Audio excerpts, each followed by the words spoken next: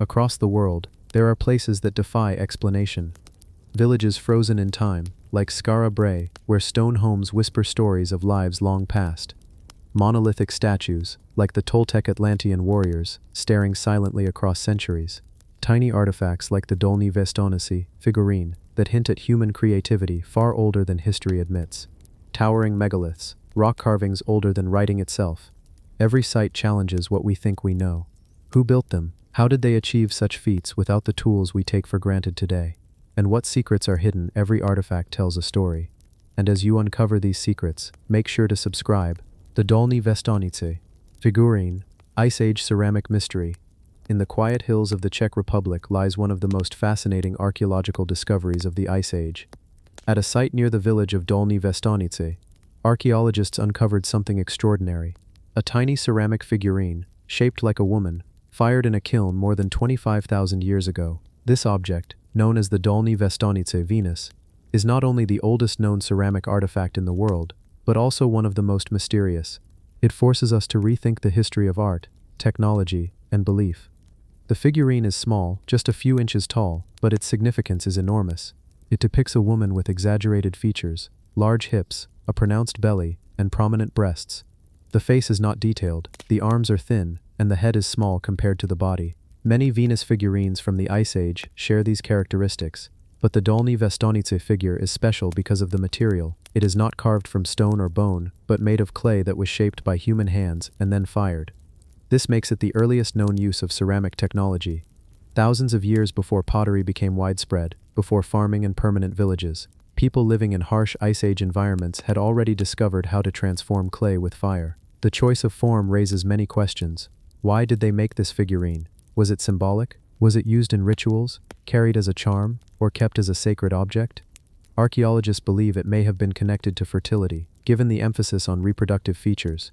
In a time when survival was precarious, fertility of humans, animals, and plants would have been a central concern. The site of Dolní Věstonice itself is remarkable. Excavations have revealed the remains of huts made from mammoth bones, hearths used for fire, and tools crafted from flint and ivory. It was clearly a place where Ice Age hunters and gatherers lived, worked, and perhaps gathered for larger communal events. Among these remains, the Venus figurine stands out as an object of thought, creativity, and intention beyond simple survival. What makes the figurine even more mysterious is the discovery of fingerprints baked into the clay. These ancient prints are thought to have belonged to a young person, perhaps a child or teenager, who helped mold the figurine. Imagine that for a moment, 25,000 years ago, a young hand pressing into clay, leaving a trace that still survives today. It is one of the most direct human connections we can have with the distant past. The figurine itself was not an isolated object. Other similar figurines have been found across Europe, from France to Siberia, suggesting a widespread tradition of symbolic female figures during the Ice Age. Each region had its variations, but the themes were consistent: fertility, survival, and the central role of women in human communities. But why ceramics? Most Venus figurines were carved from stone, bone, or ivory, durable materials. Clay is fragile, difficult to work with, and requires controlled fire to harden. The decision to use clay shows knowledge of heat and transformation. It suggests experimentation, trial and error, and an early form of technology that would not become common again for thousands of years. This raises another question. Was the use of ceramics in Dolní Věstonice a unique invention, a localized experiment that never spread widely? Or were there other, undiscovered sites where similar practices took place? The figurine hints at possibilities far beyond what we currently know. When we think of Ice Age people, we often imagine them as focused entirely on survival, hunting, gathering, and staying warm in freezing climates. Yet the Dolní Věstonice Venus reminds us that they were also thinkers, creators, and dreamers. They made art. They invested time and effort into symbolic objects that had meaning beyond the immediate needs of life. This tells us that culture, belief, and imagination have always been part of what it means to be human. The figurine's exaggerated features are often interpreted as a focus on fertility. In times of scarcity, ensuring the continuation of life would have been paramount. A figurine emphasizing fertility may have been a form of prayer, a ritual object, or a symbol of hope, but it could also have had other meanings we can no longer access. Perhaps it represented a mother figure, a clan ancestor, or a spiritual being. Without writing, we are left only to speculate. The survival of the figurine is itself miraculous. Made of clay, it could easily have been broken, lost, or eroded over millennia. That it remained buried and preserved until modern archaeologists uncovered it is extraordinary. It allows us to hold in our hands something shaped by people who lived more than 25 millennia ago, and to see directly their artistry, their choices, their fingerprints. The site of Dolní Věstonice also revealed evidence of ritual practices, human burials, including the remains of a young woman buried with ceremonial items, suggest that this was more than a simple settlement. It was a place where people expressed beliefs about life, death, and the world beyond. The figurine fits into this context, reinforcing the idea that symbolism and ritual were central to Ice Age life. Archaeologists working at the site continue to find new details. Advanced techniques, such as microscopic analysis of the clay and 3D scanning of the figurine, reveal information about how it was shaped and fired. The clay was carefully selected, mixed with bone ash, and heated at controlled temperatures. This was not a simple accident of fire. It was intentional, skilled work. What is striking is that after Dolní Věstonice, ceramic technology largely disappears for thousands of years. It does not become widespread until much later, in the Neolithic, when farming communities began producing pottery. This makes the figurine even more of an anomaly. It is an outlier, a flash of innovation far ahead of its time. Some scholars suggest that the figurine may have been part of an experimental process, a kind of technological exploration that did not spread because conditions were not right. Others think it may have been a special ritual knowledge, passed within a small group, but not shared widely. Whatever the case, it challenges our assumptions about linear progress. Human history is not a straight line of constant advancement. It is full of starts, stops, experiments, and forgotten knowledge. For those visiting the figurine today in the museum, the sense of connection is profound. This small object, fragile and ancient, carries within it the thoughts, hopes, and hands of Ice Age people. It is more than an artifact. It is a bridge across time, reminding us of the creativity and humanity of our ancestors. The Dolní Věstonice Venus is a mystery not only because of its age and material, but because of what it represents. It speaks of a people who saw the world symbolically, who created art in the midst of survival, and who experimented with materials in ways that foreshadowed future technologies. It tells us that imagination, ritual, and the urge to create are as old as humanity itself.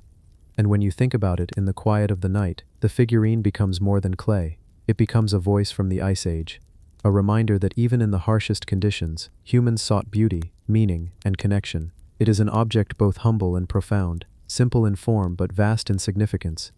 The Dolní Věstonice, Venus, remains, small but powerful, carrying the mystery of a people who lived long before history began, yet whose creativity and spirit still reach us today. The dolmens of North Caucasus, stone tombs older than pyramids. Close your eyes and imagine the morning mist rolling slowly over the Caucasus Mountains. The air is cool, almost tasting of wet earth and pine needles. The wind moves gently through the valleys, carrying whispers of time long past. And there, half hidden in the hills, rise the dolmens, stone chambers older than most civilizations we know, older than the pyramids of Egypt. Silent witnesses to countless centuries, they are heavy slabs of stone, placed with careful hands, standing firm while the world changes around them. Some stones are simple, others are carved with shallow grooves and circular holes, each shape deliberate, each placement intentional, though the meaning has long been lost to history. Step closer. Feel the earth beneath your feet, soft but firm. See the doorway, small and low, barely enough for a person to crawl through. It is a threshold between worlds, though which worlds we cannot say. Perhaps for the spirits to pass, perhaps for the living to leave offerings, perhaps for both. Thousands of these dolmens scatter across the North Caucasus. Some stand solitary on a ridge, facing the sunrise as if to greet each new day. Others form clusters in valleys, like small communities frozen in stone, each structure slightly different, but all part of a larger mysterious design, rectangular, round, with capstones that weigh many tons. The builders knew balance, knew precision. The stones were quarried, shaped, and moved over steep terrain, without wheels, without machinery, relying on strength, patience, and knowledge we can barely imagine. Imagine the community, together, hauling stone, setting it in place, day after day, season after season. Imagine the pride, the care, the reverence. Inside the dolmen, the air is cooler, darker. Bones have been found here, sometimes alone, sometimes layered over generations.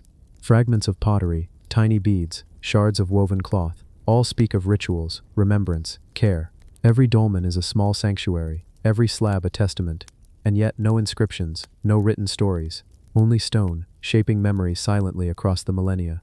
Imagine your fingers brushing the walls, smooth, cold, solid, carvings faintly etched, perhaps symbols of the sun, perhaps markings of seasons, perhaps something else. These marks are messages we cannot read, but we can feel their weight, their rhythm. Some dolmens align with the sunrise or sunset at particular times of the year. Solstices and equinoxes seem to guide their placement, perhaps a calendar in stone, a measure of time past and seasons turned, perhaps an ancient way to honor cycles of life and death, light and shadow. Picture standing at dawn on a winter morning. A thin shaft of sunlight slides across the entrance, illuminating the interior in a perfect line. Time itself seems to pause. The stones themselves tell a story of skill and ingenuity. Capstones weighing several tons, balanced on vertical slabs with remarkable precision. To lift them, to move them across rough terrain without modern tools, required cooperation, planning, and understanding of leverage and strength. Imagine the builders, measuring, adjusting, checking alignment. Day after day, stone by stone, their hands shaping permanence. They left behind more than tombs. They left evidence of intelligence, of ritual, of care. Legends linger around these dolmens. Locals tell of spirits who live behind the stone doors, guardians who watch over the tombs, tiny people moving the stones at night. Old rituals included leaving bowls of milk, placing small offerings. Shepherds avoided sleeping near them. These tales echo the reverence and fear humans have long held for what they cannot explain. Archaeological studies reveal more puzzles. Bones show evidence of secondary burial practices, bodies first placed elsewhere, then bones collected and placed inside the dolmen. Other dolmens show repeated use over centuries. Layers of ash, beads, and fragments of textiles speak of generations returning to honor ancestors. Each dolmen is a slow accumulation of memory, each stone a record of human attention and devotion. The shapes of the dolmens vary: rectangular chambers, rounded forms, stacked walls. Some have antechambers or porches, places for offerings. Some align to the stars, some follow the paths of the sun. The builders understood geometry, balance, and astronomy in ways subtle and precise. They left us structures that endure despite centuries of weather, frost, erosion, and human neglect. The stones remain, patient, silent, immovable, and yet, questions remain. Who built these dolmens? Why here, in these valleys, on these hills? How did they move such massive stones without advanced tools? Did they have rituals we cannot reconstruct? Did they mark territories? Or were they purely for remembrance, creating homes for the dead that offered safety and dignity beyond life? We may never know. Imagine entering a dolmen. Crawl slowly through the small opening. The air is cool, still, fragrant with earth and stone. Shadows hug the walls. Carved lines catch the light faintly. Your hands brush fragments of pottery, small beads, ashes. You feel the weight of centuries pressing gently against your skin. This is a sacred place, a quiet place, a place of connection across time. Outside, the hills stretch endlessly, valleys hidden by mist. Rivers move quietly. Each dolmen is a dot in this vast landscape, a testament to lives once lived, to hands once skilled, to minds that measured, and planned, and revered. They are older than pyramids, yet they carry a subtle elegance, not grandiose, but profound. Each stone whispers patience, each alignment whispers care. And in the quiet, you can almost hear the builders, long gone, leaving behind their small rooms of stone. So tonight, as the wind stirs softly, and the mountains breathe around you, remember the dolmens, remember the mystery. Walk slowly in your imagination, among the slabs and chambers. Feel the rhythm of human intention, the careful placement, the reverence for life and death, for memory and stone. Let the silence envelop you. Let the stones speak in their quiet, enduring language. And know that some mysteries, even thousands of years old, still wait patiently to be understood. The dolmens of North Caucasus remain, silent, strong, timeless, a message from hands that are long gone, a story written in stone that asks nothing but attention, patience, and wonder. And if you listen carefully, you may just feel the echo of that ancient presence, brushing against your mind, gentle as the morning mist. The mystery of Skara Brae, Stone Age village, frozen in time. Skara Brae is a remarkable archaeological site on the Orkney Islands of Scotland. Imagine walking along a windswept coastline where the waves crash gently against rugged cliffs. Here long ago, a community of people lived in small stone houses that were built to withstand the harsh northern climate. This village is not just old, it is incredibly well preserved. Its structures have survived for over 5,000 years, offering us a window into the lives of Stone Age people. The village was accidentally discovered in 1850 after a storm removed layers of earth and sand, revealing stone foundations that had been buried for centuries. What emerged was astonishing. The site consists of several homes made entirely of stone. There are stone walls, beds, and even cupboards carved directly into the walls. Each house is connected by narrow passageways, allowing for movement between buildings, while providing shelter from the strong winds and cold temperatures common in this part of Scotland. Walking through Skara Brae, it is easy to imagine daily life. Families would gather around the central hearth to prepare food and keep warm. Tools made from bone, antler, and stone were used for hunting, cooking, and crafting. Pottery fragments found on site suggest they stored food and water carefully. The layout of the village shows a high degree of organization, even for a society that existed thousands of years before writing and complex technology. One of the most intriguing aspects of Skara Brae is the furniture. Stone beds are built into the walls, with raised platforms to keep inhabitants off the cold floor. There are storage spaces carved into the walls and shelves for keeping tools and other items. Some of the homes have multiple rooms, suggesting that families or extended groups live together. It is a level of architectural planning that is unexpected for people living at this time. The discovery of small carved stone balls at Skara Brae has puzzled archaeologists for years. They are perfectly round, smooth, and finely crafted, yet their exact purpose is unknown. Some believe they were used for ceremonial purposes, others think they were practical tools, and some even suggest they were toys. Regardless, they are a testament to the skill and creativity of the people who lived here. Life in Skara Brae was not easy. The Orkney Islands are exposed to harsh winds, limited sunlight during winter, and relatively poor soil for farming. The inhabitants relied on a combination of hunting, fishing, and gathering to survive. Evidence shows they domesticated some animals and grew crops to supplement their diet. Even in challenging conditions, they created a community with clear social structures, durable housing, and practical solutions for everyday problems. The village was eventually abandoned. Archaeologists are not entirely sure why. Some suggest climate change may have made living there increasingly difficult. Others think resources could have become scarce, or disease may have forced the community to relocate. Whatever the reason, the site remained remarkably intact, preserved by the sands and soils that had hidden it for centuries. Visiting Skara Brae today, you can sense the continuity of human experience. You can imagine children playing near the hearth, adults tending fires or preparing food, and families interacting in ways that are not so different from life today. There is a quiet intimacy in the site. Despite its age, it allows you to feel connected to people who lived long before recorded history. The village also demonstrates the importance of ingenuity. With no metal tools or written language, the inhabitants designed and built homes that have lasted millennia. They understood their environment and how to adapt to it.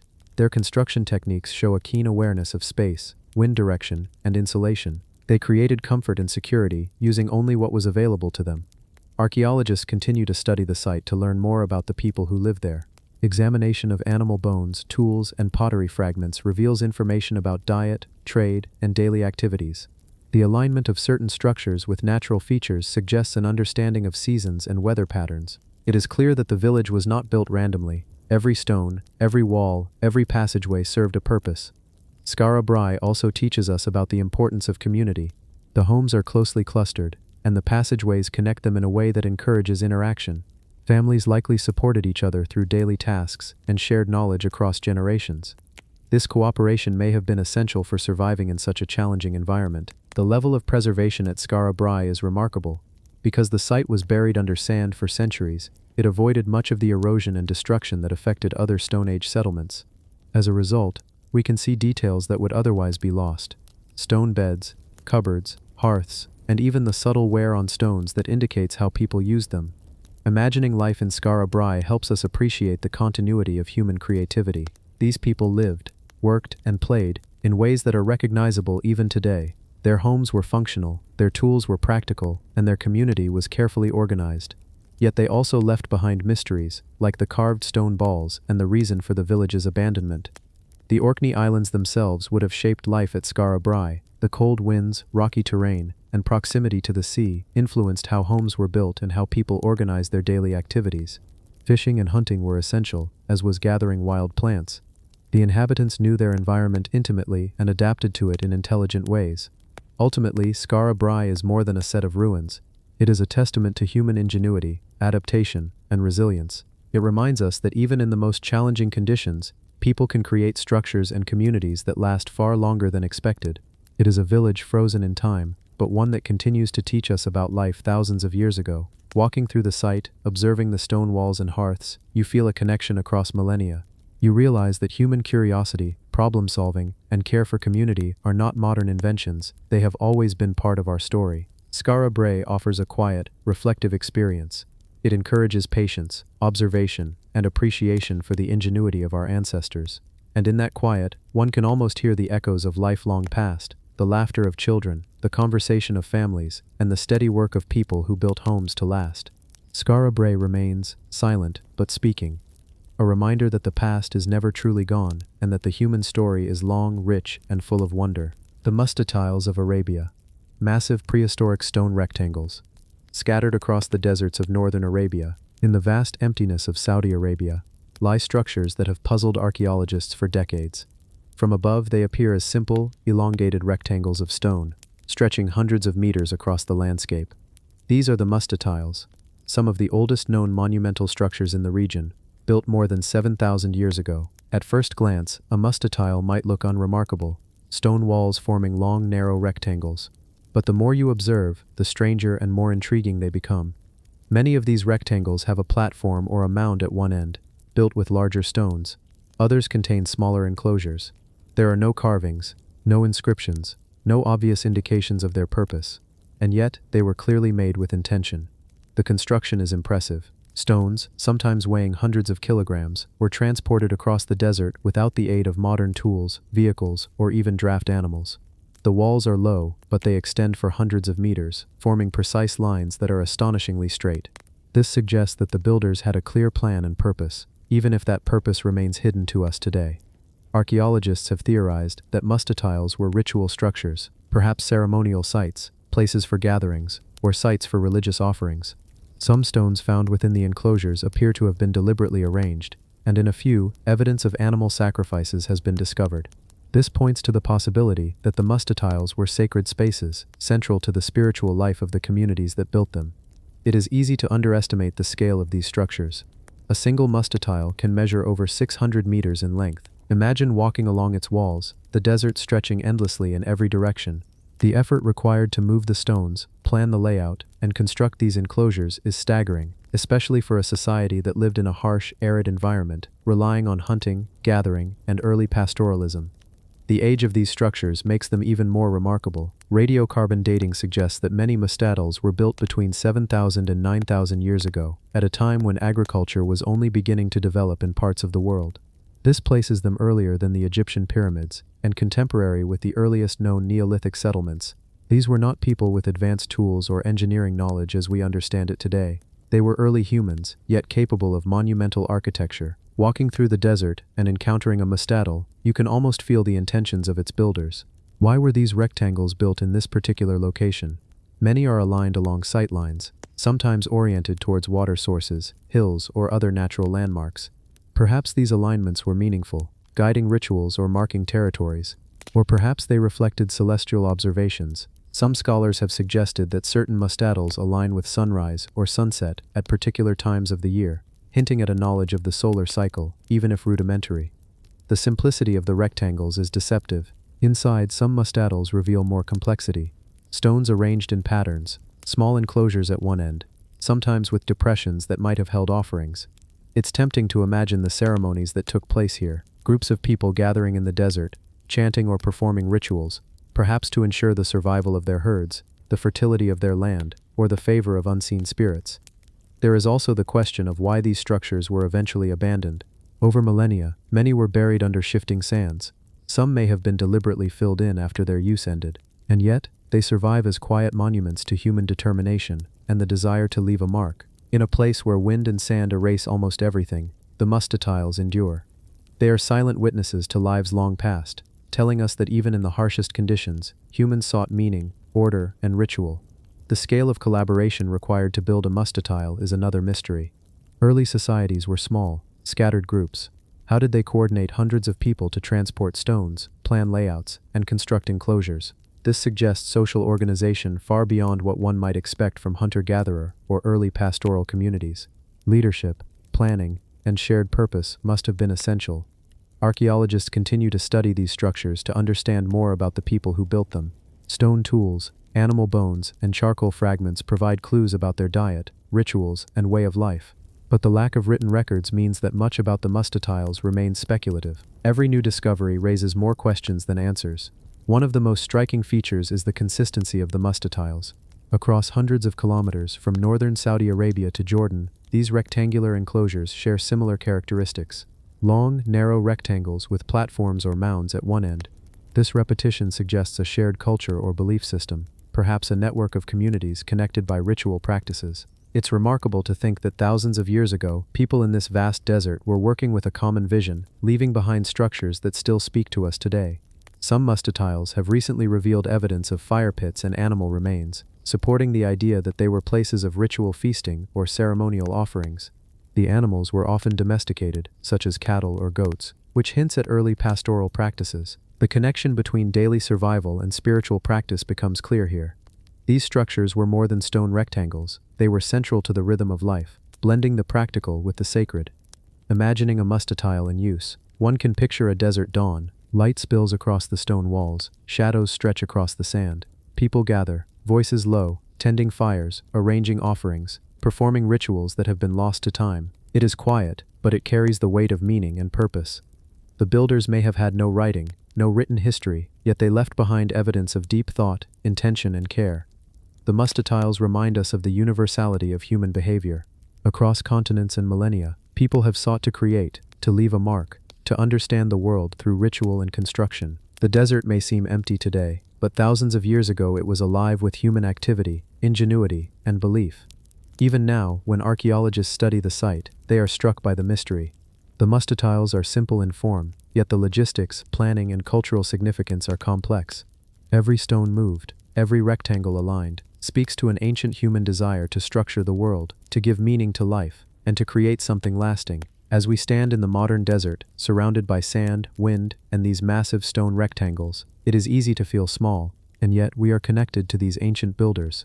Their intentions, their creativity, and their dedication resonate across time. The mustatiles endure, silent, mysterious, and humbling, a testament to human ingenuity and the enduring power of ritual. The Hittite lion gates, forgotten empire's guardians. In the rugged lands of central Anatolia, in what is today modern Turkey, once stood the heart of a powerful and mysterious empire, the Hittites. They were a Bronze Age superpower, rivals of the Egyptians and Assyrians, masters of warfare, diplomacy, and stone architecture. And among the ruins of their ancient cities, one of the most enduring images remains, the massive lion gates. At the ancient city of Hattusa, the Hittite capital, these gates still stand. Two colossal lions carved from blocks of basalt flank the entrance. Their eyes stare outward, their mouths slightly open, their bodies strong and protective. These were not mere decorations. They were guardians, symbols of power, strength, and divine protection. To pass between them was to enter not just a city, but the realm of kings and gods. The Hittites built their cities with impressive fortifications, high walls of stone and mud brick stretched across the hills, punctuated with gates that were both functional and symbolic.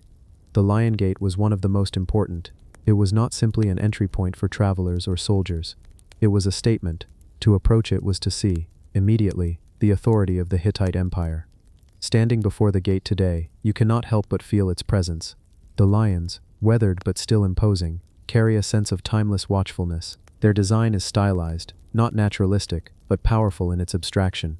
The Hittites were not trying to capture every detail of an animal, they were invoking its essence. The lion, in their world, was the embodiment of power, protection, and divine force. For the Hittites, lions were more than animals.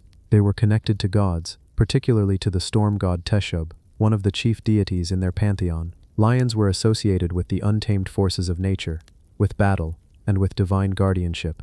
To place them at the entrance of a city was to place the protection of the gods over its people. The gates also served a psychological function. Imagine arriving at Hattusa in the late Bronze Age. You would climb steep roads, surrounded by massive fortifications. And then, looming before you, were the carved lions. For a visitor, it was both awe-inspiring and intimidating. For enemies, it was a warning. The Hittites wanted to project not only military power, but also spiritual dominance. The lion gates are more than 3,000 years old. Yet they have survived the fall of the Hittite Empire, centuries of abandonment, and the slow erosion of time. They remind us of an empire that once dominated much of Anatolia and the Near East. The Hittites controlled trade routes, commanded powerful armies with chariots, and signed treaties with pharaohs. They were not a minor people lost to history, they were one of the great powers of their age. Yet their story is filled with mystery. For centuries after their empire collapsed, the Hittites were forgotten. Unlike Egypt, with its hieroglyphs and monuments, the Hittites left behind few records that were immediately understood. It was only in the 19th century that archaeologists rediscovered their ruins and inscriptions, piecing together the story of this once mighty civilization. The lion gates, in particular, became an iconic symbol of that rediscovery. The construction of the gates themselves is fascinating. Large basalt stones were carved and placed with precision, fitted into the walls with remarkable skill. The lions were carved in high relief, their forms emerging from the stone with an almost sculptural presence. These were not crude works, they were crafted by skilled artisans who understood both engineering and symbolism. Some scholars suggest the gates were not just physical defenses, but also ritual thresholds. In many ancient cultures, gates marked the boundary between the human world and the divine. Passing through the lion gates may have symbolized entry into sacred space, protected by powerful guardians.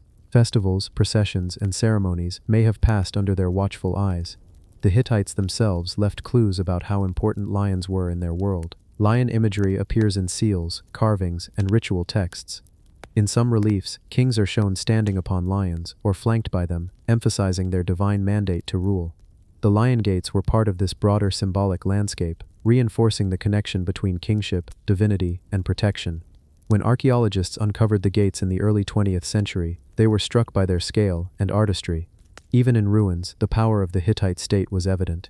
Today, the Lion Gate at Hattusa is a UNESCO World Heritage Site, preserved as part of the larger archaeological remains of the Hittite capital. Visitors walk between the ancient lions, much as people did 3 millennia ago, feeling the continuity of human experience. The gates also raise questions that remain unanswered. Why did the Hittite Empire collapse so suddenly, around 1200 BCE? Was it invasions, internal strife, famine, or the mysterious sea peoples who disrupted so many civilizations of the eastern Mediterranean? Whatever the cause, the empire vanished, and the gates remained, silent witnesses to its passing. The symbolism of the lions endures. Across cultures and times, lions have represented strength, guardianship, and authority. From Mesopotamia to India, from Egypt to Europe, lions guard temples, palaces, and sacred spaces. The Hittite lion gates fit into this universal pattern, showing how humans have always sought to embody power and protection through the image of the lion. Standing before them today, one can imagine the world of the Hittites, the clang of chariots on stone roads, the hum of life in a bustling capital, priests offering rituals to the storm god, kings planning wars or alliances, and above it all, the carved lions, watching silently, enduring through the centuries. They are not simply ruins, they are symbols of continuity. They remind us that civilizations rise and fall, but their expressions of meaning and belief can endure long after their people are gone. The lion gates are guardians not only of a city that no longer exists, but also of memory itself. For the traveler who pauses to look into their weathered eyes, there is a moment of recognition. The same impulse that led the Hittites to carve lions into stone, the desire for protection, strength, and connection to something greater, still resonates with us today. The lion gates of Hattusa stand as the forgotten empire's guardians. They guard not just an ancient city, but the very idea that human creativity and belief leave marks that can last thousands of years. They remind us that while the Hittites are gone, their spirit endures, carved in stone, looking out over the ages. The Mount Shasta petroglyphs, ancient symbols in America. Mount Shasta, rising like a great white pyramid in Northern California, has always been more than just a mountain. For the native peoples of the region, it is a sacred place, a center of myths, spirits, and origin stories. Even today, many regard it as a place of mystery and power.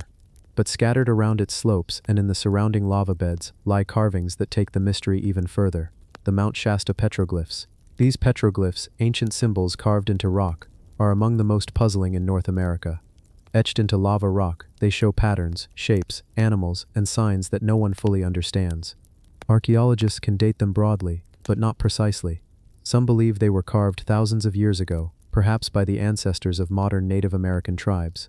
Others suggest they could be older still, remnants of forgotten peoples whose stories have vanished. When you walk among them, the feeling is unlike that of a museum or a book.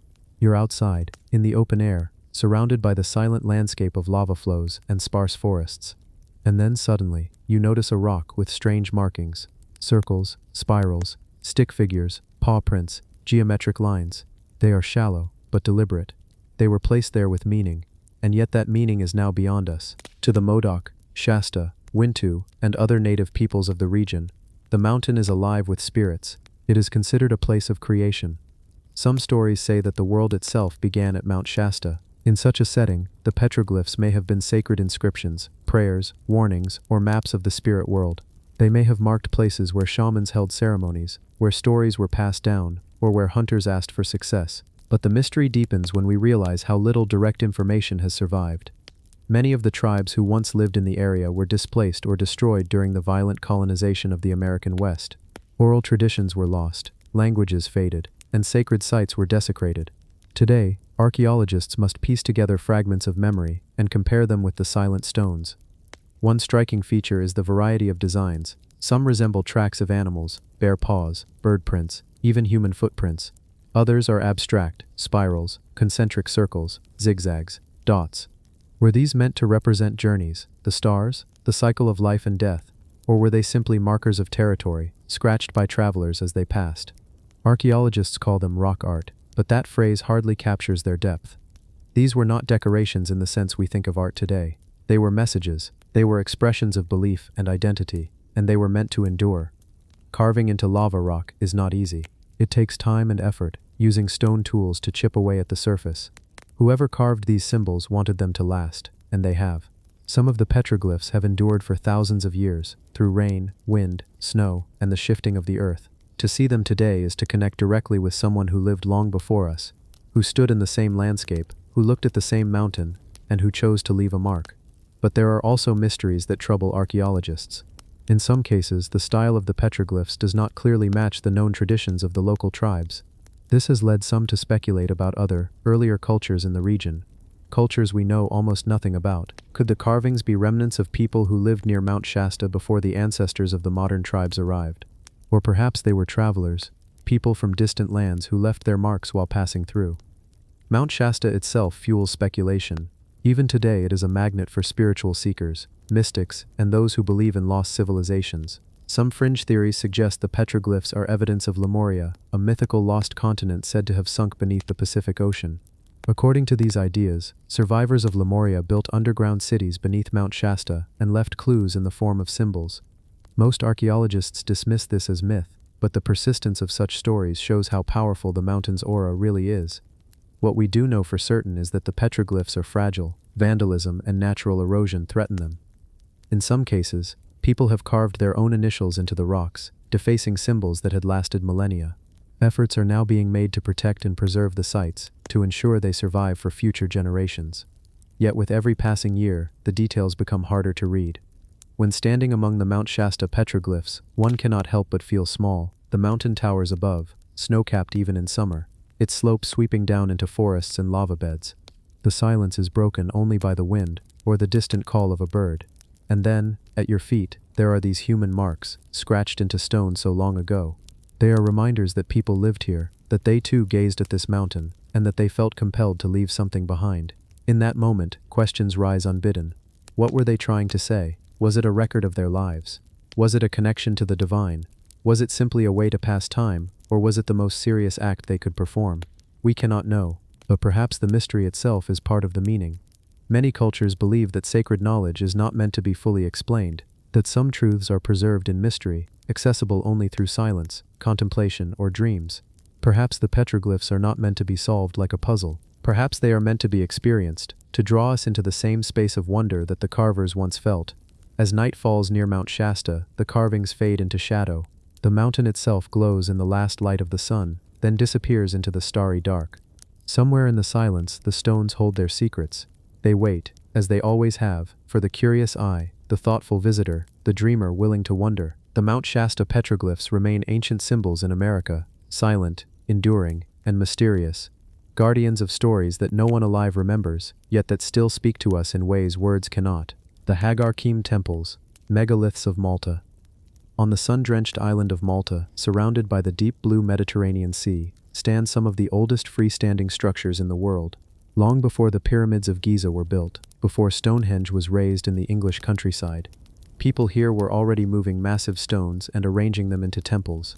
One of the most extraordinary of these is Hagar Kim. From a distance, Hagar Kim looks like a cluster of weathered boulders resting on a ridge above the sea.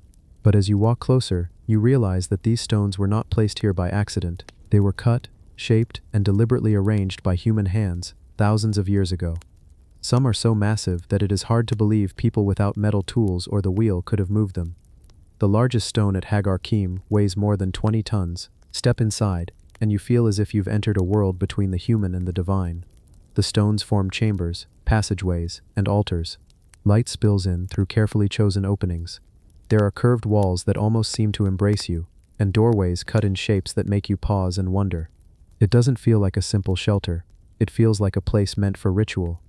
Archaeologists estimate that Hagar Kim was built around 3600 BCE, which makes it more than 5,000 years old. That's older than most of recorded history. And yet, it is surprisingly sophisticated. The builders knew how to cut limestone blocks with precision. They knew how to transport them across the land. They understood balance, weight, and space. But more than that, they understood symbolism.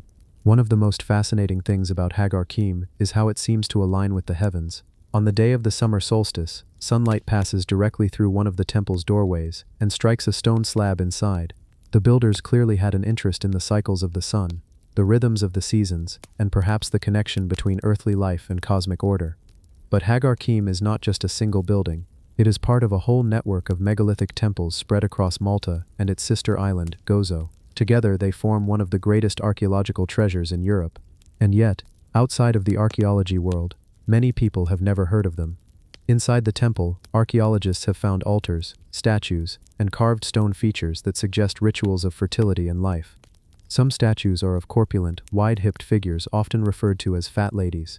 These figures may have represented fertility goddesses, symbols of abundance, or spiritual guardians of the community. Their exact meaning is still debated, but they speak to the importance of life, birth, and renewal in the culture that built these temples.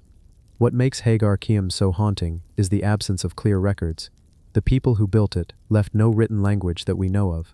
They left no stories carved in stone, no scrolls, no direct messages to explain what these temples meant to them. All we can do is look at the stones, at the carvings, at the alignment with the sun, and try to imagine what life was like. And that life was not easy. Malta is rocky and dry, with limited natural resources. To build temples of this scale, communities must have been highly organized. They needed food surpluses to free up workers. They needed skilled artisans to shape the stones. They needed leaders who could inspire people to commit to such massive projects. And they needed beliefs powerful enough to justify the effort. Standing at Hagar Kim today, you can feel the passage of time in every block of limestone. Some stones are eroded, softened by centuries of wind and rain. But the shapes are still there. The doorways still lead into inner chambers. The altars are still recognizable. It is as if the temple has been waiting patiently, watching generations come and go, holding on to its secrets. Why were these temples eventually abandoned? We don't know. Perhaps climate changes made life harder on the island. Perhaps the society that built them collapsed or was replaced by others. Perhaps new beliefs made the old temples irrelevant. Whatever the reason, they were left behind, buried slowly by earth and time, until archaeologists uncovered them again in the 19th century. Today, Hagar Kim is protected by a large tent-like shelter that shields it from the elements. Visitors walk along wooden paths, gazing up at the immense stones, imagining the hands that once placed them. For some, it feels like a connection to ancestors long forgotten. For others, it is a reminder of how fragile human achievements are, even the ones built in stone. There is a quiet beauty here. The Mediterranean sun, the salty air, the endless horizon of the sea. And in the middle of it all, this temple, silent, enduring, mysterious. You can almost picture a gathering of ancient people, dressed in animal skins or woven cloth, standing in the chambers, chanting, praying, or celebrating under the summer solstice sun. Hagar Kim is a reminder that human beings, even in the Stone Age, were not simply struggling to survive. They were reaching for meaning. They were organizing their world, building spaces to honor forces greater than themselves, and trying to make sense of life and death. In that sense, they were not so different from us. The megaliths of Malta are among the greatest unsolved mysteries of archaeology. They tell us that our ancestors were capable of extraordinary achievements. They challenge us to think about what drove them, what inspired them, and why they chose to build something that would outlast their own lives. As night falls on Malta, the temple grows quiet again. The stones glow in the fading light, then merge into shadow. The sea whispers nearby. The wind moves through the grass, and Hagar Kim waits, just as it has waited for thousands of years. A puzzle in stone, a voice from a people we will never fully know. The Atlit Yam settlement, sunken village in Israel. Beneath the calm blue waters of the Mediterranean Sea, just off the coast of modern-day Israel, lies a place that once thrived with human life. a place where families built homes, tended to animals, gathered food, and raised children. Today it is silent, hidden beneath the waves. This is Atlit Yam, one of the world's oldest known submerged villages. Discovered in the 1980s by marine archaeologists, Atlit Yam rests about 10 meters below the surface of the sea, not far from the town of Atlit. What they found beneath the water was astonishing.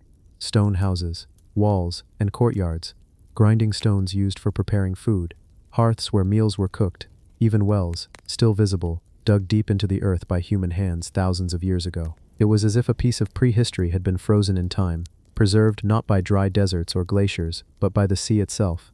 Atlit Yam dates back to around 9,000 years ago, during the Neolithic period. That makes it older than the pyramids, older than Stonehenge, older than most civilizations we think of as ancient. And yet the people of Atlit Yam had already begun to live in organized communities. They were farming, herding animals, and building permanent homes. In a sense, they were among the pioneers of village life. Walking through the ruins, if one could walk instead of swimming, you would see rectangular stone houses arranged in clusters. Each home had areas for sleeping, cooking, and working. Nearby, archaeologists discovered bones of domesticated animals, including goats and cattle. They also found evidence of fishing, with net weights and fish bones scattered among the ruins. The people of Atlit Yam lived on land and sea alike, but what makes Atlit Yam truly haunting are the human remains. Skeletons of men, women, and children have been found here, lying in graves that were carefully prepared. Some were buried with simple offerings, tokens of love or belief. One of the most famous discoveries was a woman and a child buried together, their bones showing signs of tuberculosis. This is the earliest known evidence of the disease in human history. It reminds us that even in these early villages, people suffered from illness, and communities had to care for one another in the face of hardship.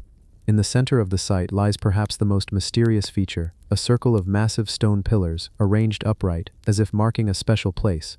Archaeologists believe it may have been a ritual site, perhaps connected to water, fertility, or community gatherings. The stones are heavy and deliberate, not randomly placed. They tell us that these early villagers had more than just survival on their minds. They had ritual, they had ceremony, they had meaning woven into daily life. The big question, of course, is why Atlit Yam ended up beneath the sea. And here, the mystery deepens. Evidence suggests that around 7,000 years ago, the rising waters of the Mediterranean slowly crept inland. Some argue it was caused by melting glaciers after the last ice age. Others point to seismic activity in the region. Even the possibility of a sudden tsunami, triggered by earthquakes.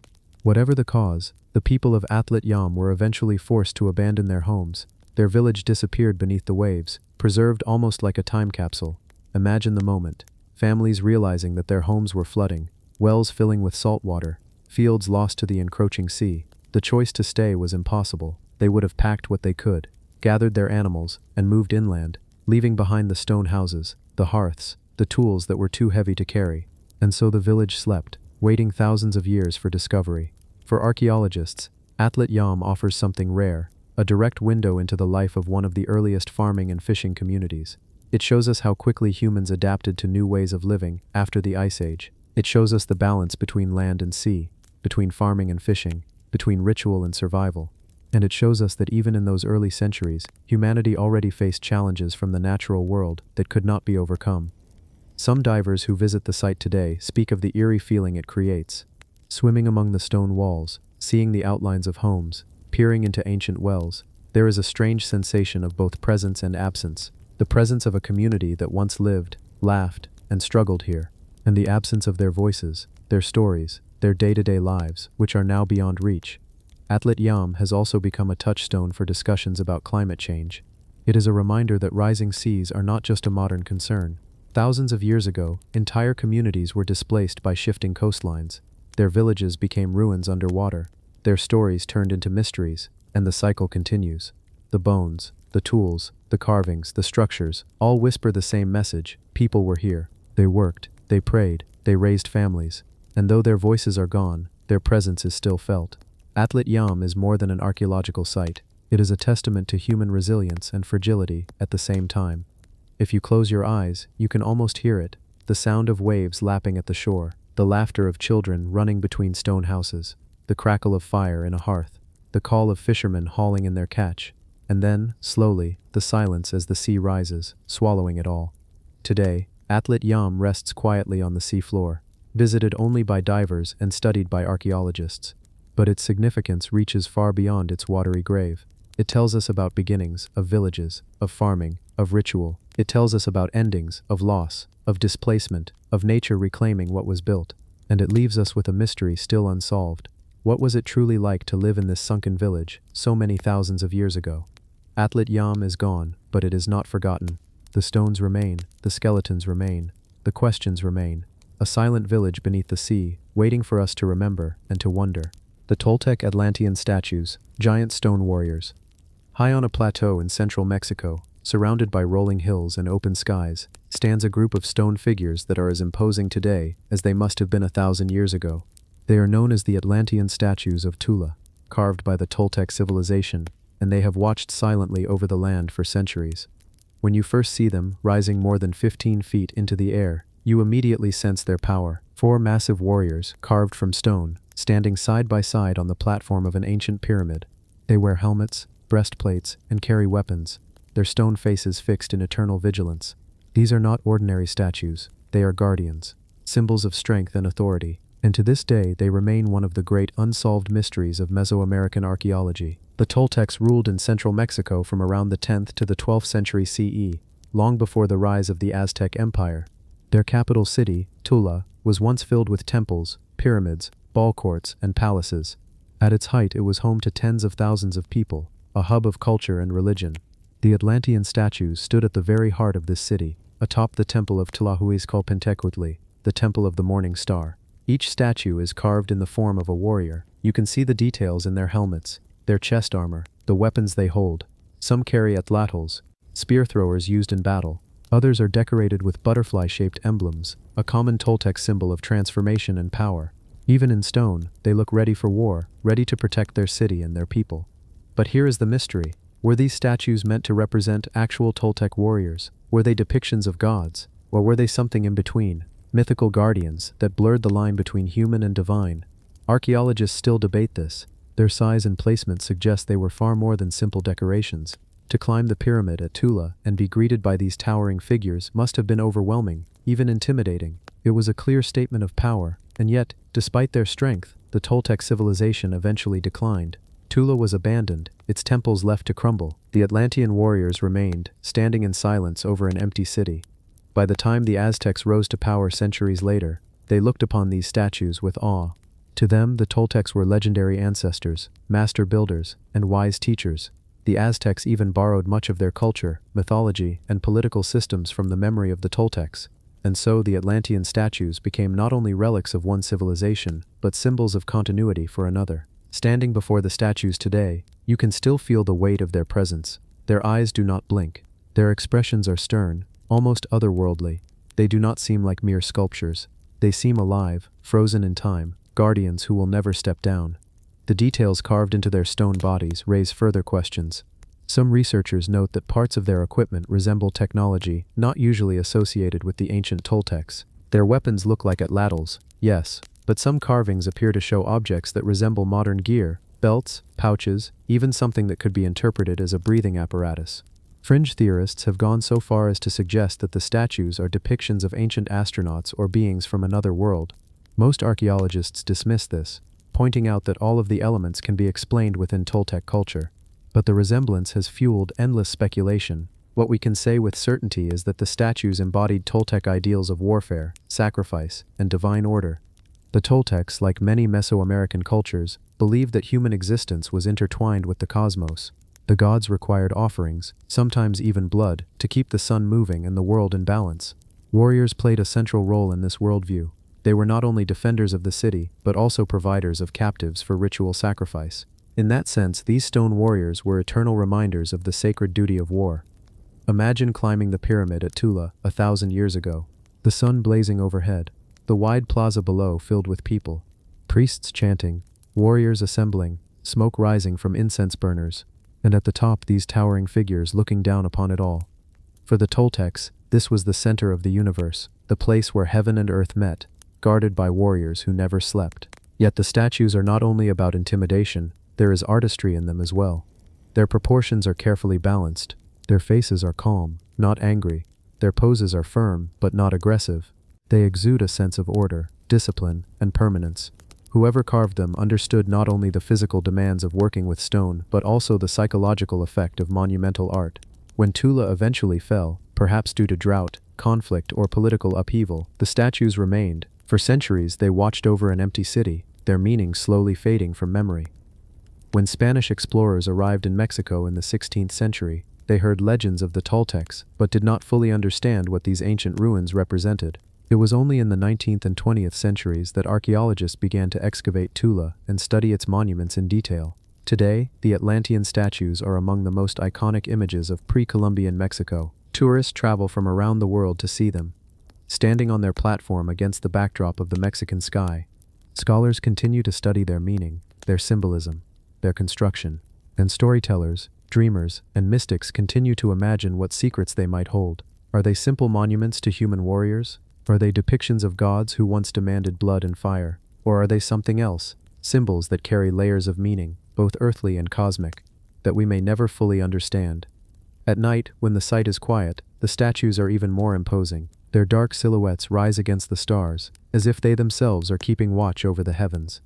The city below is gone, the people who built them are gone, but the guardians remain, silent, unyielding, eternal. The Toltec Atlantean statues remind us that civilizations may rise and fall, but some creations endure.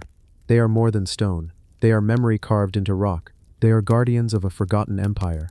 They are mysteries that stand tall, asking us to look, to wonder, and to listen. The Lost Library of Ashurbanipal, Tablets of Forgotten Knowledge. In the ruins of Nineveh, the once great capital of the Assyrian Empire, archaeologists uncovered something extraordinary.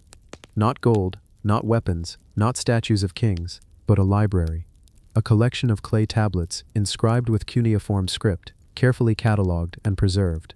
It is known today as the Library of Ashurbanipal, and it is one of the most remarkable discoveries of the ancient world. Imagine that for a moment. A library, created almost 2,700 years ago, in the 7th century BCE, a time when much of the world lived in small villages, when iron was still a relatively new invention, when paper as we know it did not even exist. And yet in Assyria, there was a king who gathered knowledge from across Mesopotamia, storing it not on paper or parchment, but on tablets of clay. Ashurbanipal, who ruled from 668 to 627 BCE, was no ordinary king. Unlike many rulers of his time, he was not only a warrior and a politician, but also a scholar. He claimed that he could read and write in both Sumerian and Akkadian, the scholarly and administrative languages of Mesopotamia. He collected texts on history, religion, mathematics, astronomy, medicine, and literature. He wanted to preserve the wisdom of the ancient world, and in doing so, he created something that feels astonishingly modern, a library meant for the future. When archaeologists began excavating Nineveh in the 19th century, they found over 30,000 clay tablets and fragments. Many were shattered, scattered among the ruins, but even in pieces, they revealed an entire universe of knowledge. Some tablets contained administrative records, tax lists, inventories, things you would expect from an empire, but others contained epic poetry, myths, omens, medical recipes, rituals, even instructions for interpreting dreams. One of the greatest treasures of the library was the Epic of Gilgamesh, the world's oldest known epic poem. For centuries this story had been passed down orally. Thanks to Ashurbanipal's collection, it survived the fall of his empire. Without this library, the tale of Gilgamesh, his friendship with Enkidu, his quest for immortality, his confrontation with the gods, might have been lost forever. The library also contained texts on astronomy, listing star charts and planetary movements. It had omen texts that described what it meant if the moon appeared in a certain way, or if a solar eclipse occurred. There were medical texts that outlined treatments for diseases using herbs, oils, and rituals. There were incantations against demons and spirits, as well as prayers to gods long forgotten. Taken together, the library offers us a window into the Assyrian mind. It is not just a record of one kingdom, it is a mirror of how the ancient world understood itself, its fears, its hopes, its questions about life and death. But here is where the story turns mysterious. Despite Ashurbanipal's efforts to preserve knowledge, his empire did not last. In 612 BCE, Nineveh was attacked by a coalition of Babylonians, Medes, and Persians. The great city fell, palaces were burned, temples destroyed, the empire collapsed, and the library, though filled with fragile clay tablets, somehow endured. How? Fire, which normally consumes books and scrolls, actually helped preserve these clay tablets. The heat hardened them, turning them into a kind of accidental pottery. The very disaster that destroyed the Assyrian Empire ensured that its knowledge would survive for thousands of years. Still, not everything survived. Thousands of tablets are broken, missing pieces of text. Entire works may have been lost, leaving us with tantalizing fragments. Scholars sometimes spend years piecing together a single tablet, like assembling a puzzle with missing parts. What secrets remain unread, buried in those fragments, we may never know. There are also hints that Ashurbanipal's library may not have been unique. Some historians suggest that other Assyrian kings kept libraries, but theirs have not been found, or perhaps they were destroyed beyond recognition. It raises the question, how much knowledge from the ancient world has been permanently lost to time? If one library, preserved by accident, could change our understanding of history, how many more stories are waiting in silence beneath the earth? Another layer of mystery surrounds Ashurbanipal himself. Why did he value knowledge so highly? Was it purely for practical purposes, to aid his priests, scribes, and administrators? Or was it something deeper, a true love of wisdom? He was, after all, a king of war, ruling one of the most brutal empires in history. The Assyrians were known for their military conquests, their iron weapons, their relentless expansion, and yet their greatest surviving legacy is not destruction, but preservation, a library of clay. Today, many of the tablets are housed in the British Museum, where they continue to be studied. Scholars still work to translate and interpret them. Each fragment offers a glimpse into a world that feels both alien and familiar. Lists of sacrifices to gods we no longer worship, instructions for treating ailments with herbs, still used today, poems that wrestle with mortality in ways we recognize instantly. The Library of Ashurbanipal is more than an archaeological treasure. It is a reminder of how fragile human knowledge can be and how miraculous it is when it survives. It bridges thousands of years, allowing voices from the past to speak to us directly, voices that would otherwise have been silenced forever. At night, if you imagine yourself in the ruins of Nineveh, among the broken stones and silent walls, you can almost hear the whispers of those tablets, the scratching of a scribe's stylus, the chant of a priest reciting from an omen text, the rhythm of an epic poem read aloud to a king who believed that words had power, not only in the present but in the future. Perhaps that was Ashurbanipal's true vision, that his library would outlast his empire, that while armies and palaces crumble, knowledge might endure. And in a way he was right. His empire is gone, his city is a ruin, but his library remains, and with it, the memory of a world that still has much to teach us. The Nuraghe Towers of Sardinia, builders still unknown. If you travel to the island of Sardinia, off the coast of Italy, you will find yourself surrounded by a mystery that rises from the landscape in the form of stone towers. These are the Nuraghe, massive prehistoric structures built of rough stones, stacked without mortar, some reaching as high as a modern 5-story building. There are more than 7,000 of them scattered across Sardinia, and yet we still do not know exactly who built them, why they were built, or how such an advanced culture could vanish so quietly, leaving behind only these monumental ruins. The Nuraghe are unlike anything else in Europe. They date back to the Bronze Age, with estimates suggesting construction began around 1800 BCE and continued for centuries. Each tower is made of large basalt or granite blocks, carefully placed to form a truncated cone. The stones are massive, some weighing several tons, and yet they fit together with such precision that the structures have stood for more than 3,000 years. Even earthquakes, storms, and centuries of abandonment have not erased them from the landscape. At first glance, you might think of them as simple fortresses. They have thick walls, small entrances, and interior chambers often arranged in a beehive-like design, with corbelled domes rising above. Many are surrounded by outer walls, smaller towers, and even entire villages of stone huts.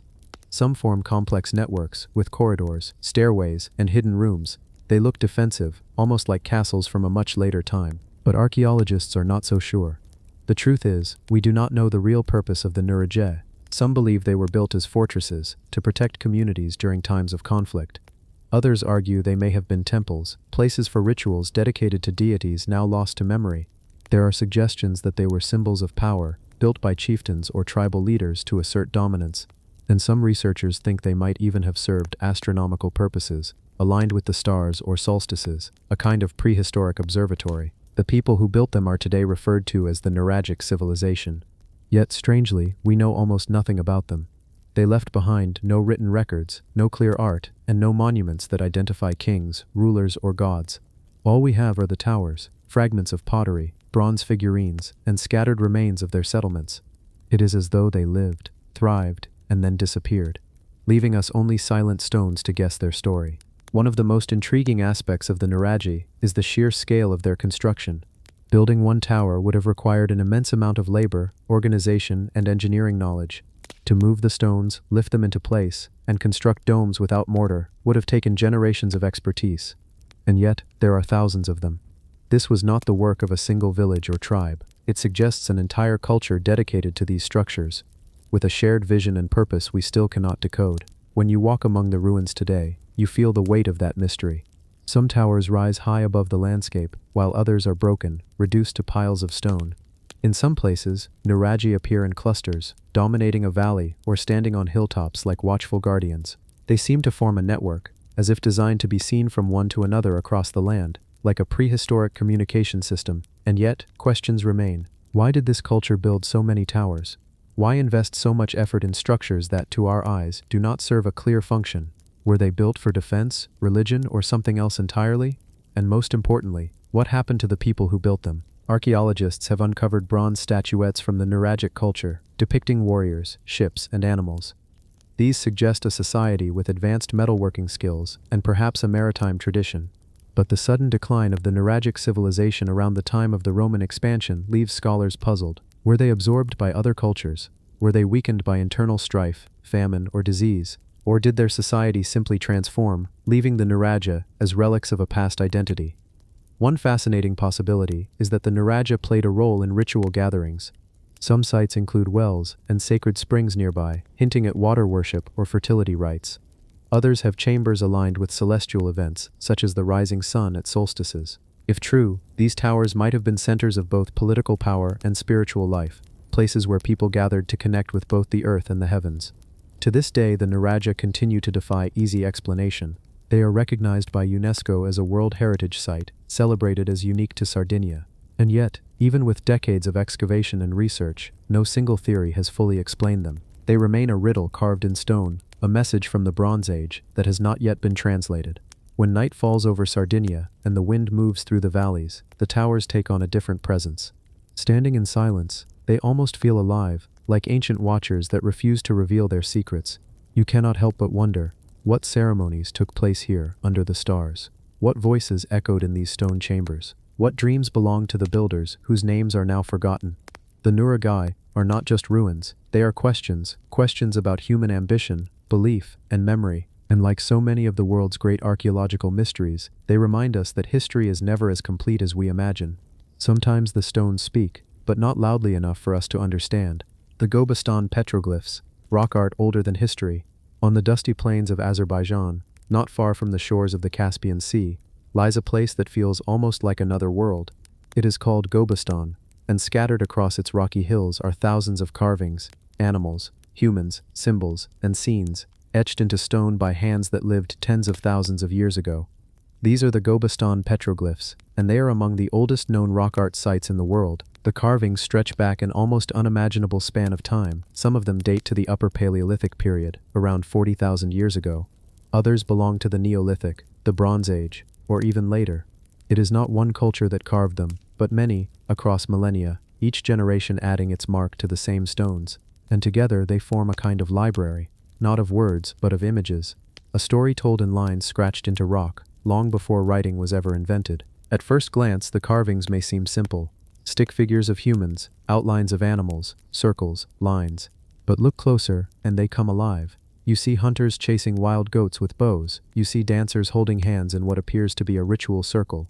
You see boats carved with such precision that some scholars believe they represent early forms of seagoing vessels, perhaps used to navigate the Caspian. You see animals that no longer live in this region. Lions, aurochs, wild asses, reminders of a world that has changed. What makes Gobestan so mysterious is not just the age of the carvings, but their variety. Over 6,000 separate petroglyphs have been documented across some 500 different sites in the region. It is as if the land itself became a canvas for human imagination.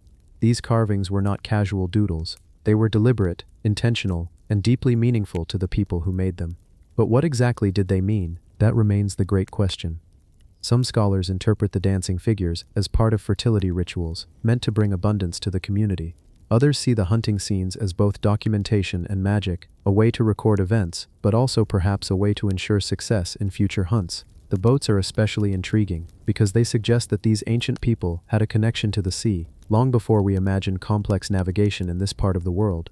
There are also more abstract shapes, circles, spirals, and lines, that seem symbolic. Were they maps, calendars, or simply expressions of human creativity.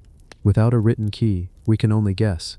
What is certain is that Gobestan was more than just a random gathering of carvings. The site was a settlement. Archaeologists have found evidence of dwellings, hearths, and even primitive musical instruments. One of the rocks, when struck, produces a deep, resonant sound like a drum. It has been nicknamed the Gavel Dash, or tambourine stone, and it suggests that music and ritual were part of life here as well. Imagine a gathering of people, tens of thousands of years ago, dancing by firelight as rhythms echoed across the stone. The petroglyphs may not just be records, they may be echoes of those ceremonies. The Gobestan site sits on what was once a much greener landscape. Today it is arid, but thousands of years ago the region was rich with rivers, lakes, and herds of wild animals. It was a place where humans could thrive, hunt, gather, and later herd and farm. Perhaps that is why the petroglyphs are so numerous here. It was a crossroads, a place where communities returned again and again, leaving their stories on the rocks. But here lies the mystery. For all the carvings, we still cannot fully decode the minds behind them. Why did they choose these images? Why in this particular place? Did they believe the rocks held spiritual power, acting as a bridge between humans and gods? Did they see the carvings as a way to speak to the future, to those who would come after? Or were they simply sharing moments of life, hunting, dancing, traveling, the way we might take photographs today? Even more puzzling is how similar some of Gobestan's carvings are to rock art found in other parts of the world. The boats, for instance, resemble carvings in Scandinavia made thousands of years later. The dancing figures echo rock art in Africa. Is this coincidence, or does it suggest a kind of shared human imagination spread across cultures and continents? Some researchers have even proposed that Gobestan might have been part of wider prehistoric migration routes where ideas and symbols traveled as people moved. In 2007, Gobestan was declared a UNESCO World Heritage Site, recognized as one of the most important records of early human creativity. And yet, walking through it today, you feel less like you are in a museum and more like you are standing in a sacred place. The carvings, weathered but still clear, seem to vibrate with a strange energy. The silence of the rocks is heavy, but not empty. It is the silence of thousands of voices layered over one another, waiting to be heard. There is something deeply humbling about Gobestan. We like to think of ourselves as modern, advanced, unique, but here we are reminded that humans have always been artists, always been storytellers, always been curious about the world around them. The people who carved these rocks lived in a world without writing, without cities, without nations, and yet they felt the same urge to leave a mark, to say, "We were here, this is who we are," and in a way they succeeded. Long after their names, their languages, and even their way of life have vanished, their images remain: hunters frozen mid-stride, dancers forever holding hands, boats sailing across a sea of stone. It is as if they reached across tens of thousands of years to whisper to us, in a language older than history. When the sun sets over Gobestan and the shadows stretch across the carved stones, the mystery only deepens. You look at the figures, and you realize they are looking back, not with eyes, but with presence. They are not just pictures, they are messages, and though we may never fully understand them, they remind us of something essential, that the human story did not begin with writing, or kingdoms, or monuments. It began with imagination, carved in stone, the plain of jars, megaliths scattered across Laos. In the quiet highlands of northern Laos, there is a landscape unlike any other on earth. Rolling hills, thick jungles, mist that hangs low in the morning, and scattered across this land, thousands of enormous stone jars. Some lie alone, others cluster in groups of hundreds.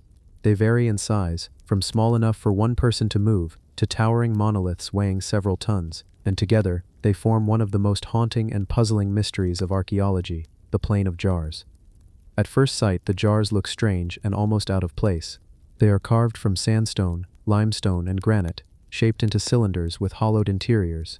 Some are plain, others are decorated with faint carvings, geometric patterns, or symbolic designs worn down by centuries of rain and wind.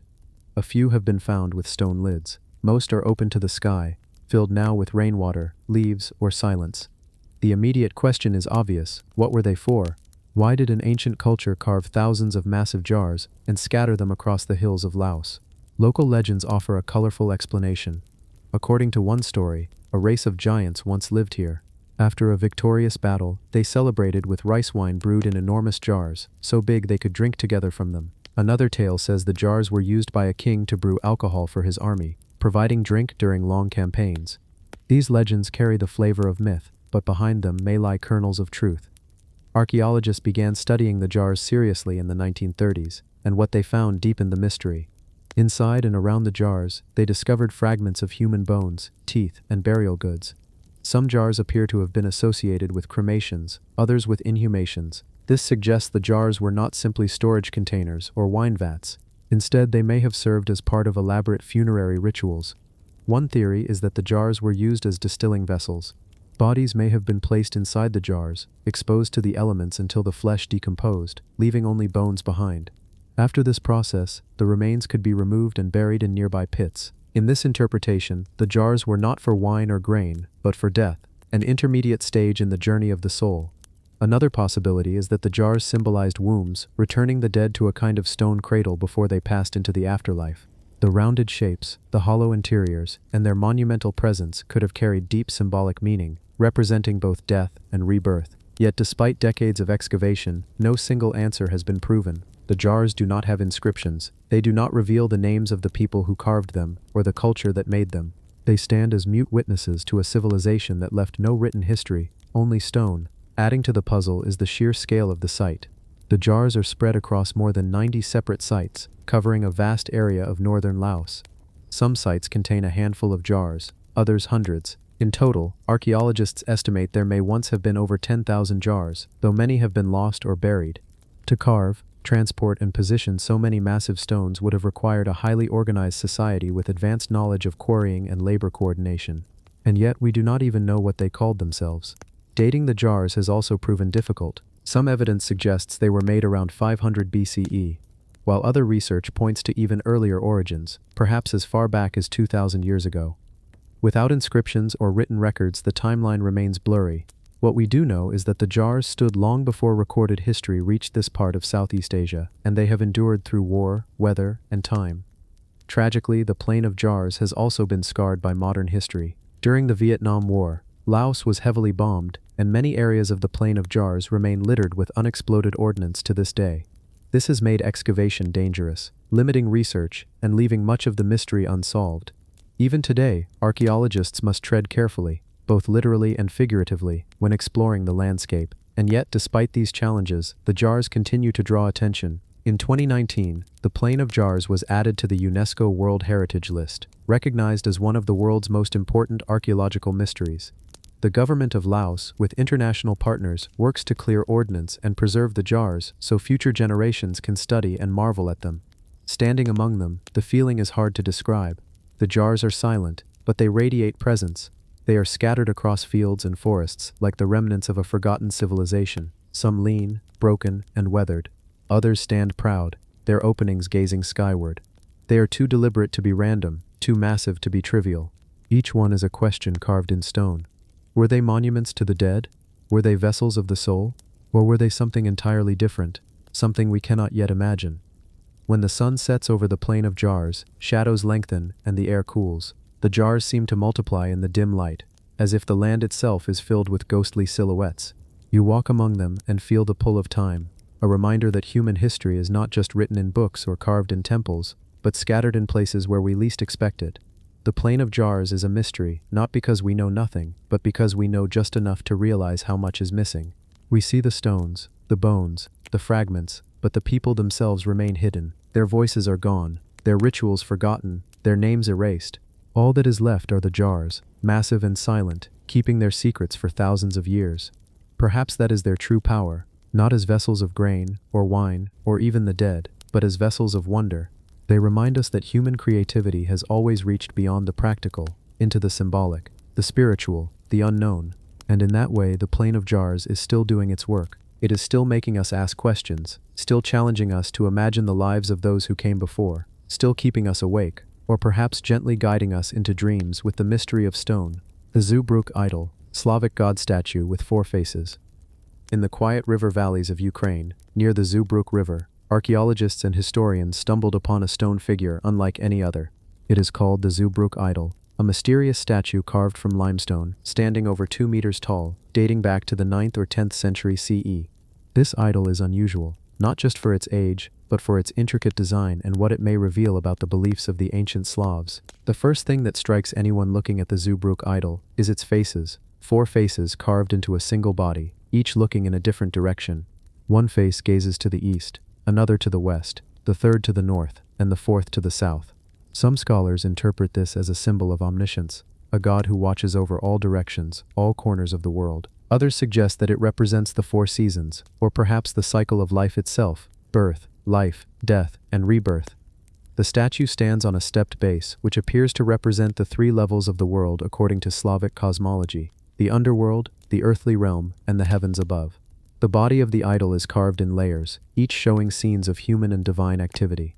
On one level, you see figures of people engaging in rituals, dancing, or offering sacrifices. On another, there are representations of animals, possibly sacred to the gods, and symbols that are still debated by scholars today. What is remarkable is how much the Zabruk idol tells us, and yet how much it keeps secret. There are no inscriptions, no written explanation. Its meaning is encoded in shape, posture, and symbolism. Its craftsmanship is simple, yet deliberate. Every face, every limb, every detail carefully carved. And yet, for all this care, its original purpose remains uncertain. Was it a cult statue for worship, a marker of a sacred site, a symbol of political power, or something else entirely? The context in which it was found adds another layer of mystery. The idol was discovered buried, partially submerged in the river, likely during the late 19th century. Some suggest it was intentionally hidden to protect it from invaders or to conceal pagan practices as Christianity spread across Eastern Europe. The act of burying such an object might have been symbolic, a ritual in itself, representing the end of an era or the passage of one belief system into another. Looking closely, one notices the carvings of weapons and ritual implements in the hands of some figures. They hint at ceremonies and sacrifices, practices long forgotten. There are also depictions of animals, horses, birds, and possibly mythical creatures, which may have held spiritual significance, serving as mediators between humans and gods. Each carving is detailed enough to spark curiosity and imagination, yet cryptic enough to frustrate certainty. The Zabruk idol is not an isolated artifact. It is part of a wider pattern of Slavic religious art, but it stands out for its size, its craftsmanship, and the clarity of its symbolism. Comparisons are often made to other Indo-European cult statues, yet nothing else matches its four-faced design so perfectly. This uniqueness has fueled centuries of debate among historians, archaeologists, and enthusiasts of mythology. Even today, as one stands before photographs or replicas of the idol, there is a sense of silent power. Its faces seem to watch, not threatening, but observing. One can imagine the ancient peoples approaching it, offering gifts, prayers, or seeking guidance. The idol embodies the mystery of a faith that once thrived, now lost to time, yet still whispering through stone. The Zabruk idol also raises questions about the beliefs of the ancient Slavs. Unlike many cultures with written traditions, the Slavs relied heavily on oral history, ritual, and symbolism. The idol may encode cosmological knowledge that we can only partially reconstruct. Perhaps it served as a teaching tool, a way to explain the heavens, the seasons, and the moral order of the universe to a largely illiterate population. Or perhaps it was simply a sacred object, meant to inspire awe and reverence. One of the most fascinating aspects is how it survived at all. The river that now hides it would have slowly eroded it over centuries. That it remained largely intact is a testament to both the skill of the carvers and the reverence with which it was treated. Scholars continue to debate the exact style and influences, noting both pagan motifs and hints of early Christian interaction. Could it represent a culture in transition, caught between old gods and new faiths? Today, replicas of the Zabruk idol stand in museums in Ukraine, allowing visitors to appreciate its scale and detail. But even as we examine it, there is a sense that we are only glimpsing part of its story. The rivers, the forests, the very air of the landscape in which it was found, these elements are lost to us. We can imagine, but cannot fully experience, the world that produced such a remarkable artifact. The Zabruk idol reminds us that human history is layered, complex, and often obscured. It is a window into a past that we can only partially reconstruct, yet it speaks to universal themes: the desire to understand the world, to communicate with the divine, and to leave a mark that endures. Its four faces seem to look in every direction, watching us as much as we watch it, challenging us to ponder the mysteries of belief, artistry, and human imagination. As night falls and the stories of the past settle into shadow, the Zabruk idol continues to hold its silent vigil. It asks questions we cannot fully answer, yet it invites us to wonder, to imagine, and to connect with the ancient world in a way that is both intimate and profound. It is more than stone. It is a bridge across time, a reminder that even without words, humans have always sought to express, to worship, and to leave a mark on the world. The Vinca figurines, enigmatic European statues. In the heart of the Balkans, across the fertile plains of modern-day Serbia and parts of Romania, lie the remains of one of Europe's most intriguing prehistoric cultures, the Vinca civilization, flourishing around 5700 to 4500 BCE. This Neolithic society left behind an astonishing legacy of settlements, tools, pottery, and perhaps most mysterious of all, the Vinca figurines. Small statues carved from clay, stone, or bone, whose purpose continues to puzzle archaeologists to this day. At first glance, the figurines are striking. They vary in size, from mere centimeters to nearly 30 centimeters tall. Many depict human forms, often abstracted, with exaggerated features such as wide hips, pronounced eyes, or intricate markings. Others appear more symbolic or animalistic. Some have inscriptions or patterns carved into their surfaces, symbols whose meanings have yet to be deciphered. The first question that comes to mind is simple: why were these figurines made? Some scholars argue they were religious icons, possibly used in ritualistic ceremonies. Others suggest they might have served as teaching tools, illustrating social roles, clothing, or cultural myths. A few even propose they were toys, though their careful craftsmanship and symbolic complexity suggest something more profound. One particularly compelling theory is that the figurines represent a goddess-centered belief system. Many of the human figures are female, with accentuated features associated with fertility and nurturing. Some appear seated in meditative or ritualistic postures, possibly indicating ceremonial use or reverence. Could the Vinca people have worshipped a mother goddess? Did these statues serve as intermediaries between humans and the divine? The lack of written records makes definitive answers impossible, leaving us only with speculation and awe. The Vinca figurines are not merely objects of art, they are windows into a complex society. The settlements themselves were remarkably advanced for their time, with houses arranged in neat grids, clay walls reinforced with timber, and extensive pottery production. The figurines were clearly integrated into this sophisticated daily life, serving as objects that conveyed meaning, identity, or power within the community. One of the most fascinating aspects is their symbolism and abstraction. Many figurines feature geometric patterns or incisions that may represent early attempts at writing or symbolic communication. Some researchers have even speculated that the markings could encode ritual knowledge, agricultural information, or ancestral lineage. Others caution against over-interpretation, reminding us that these are objects from a culture that predates writing by millennia, and much remains lost. Examining the figurines closely, you notice that each one is different. Even within a single site, no two statues are identical. The Vinca artisans clearly valued individuality and detail. The eyes, the facial expressions, the hand placements, all suggest deliberate intention. It is as if the creators wanted each figure to tell a story, yet the language of that story has vanished. The figurines also raise questions about social hierarchy and gender in Vinca society. Why are so many female forms represented? Does this indicate matriarchal structures or a spiritual emphasis on fertility? And what of the few male figurines? They are often depicted with stylized headgear or symbolic items, suggesting roles of leadership, protection, or ritual significance.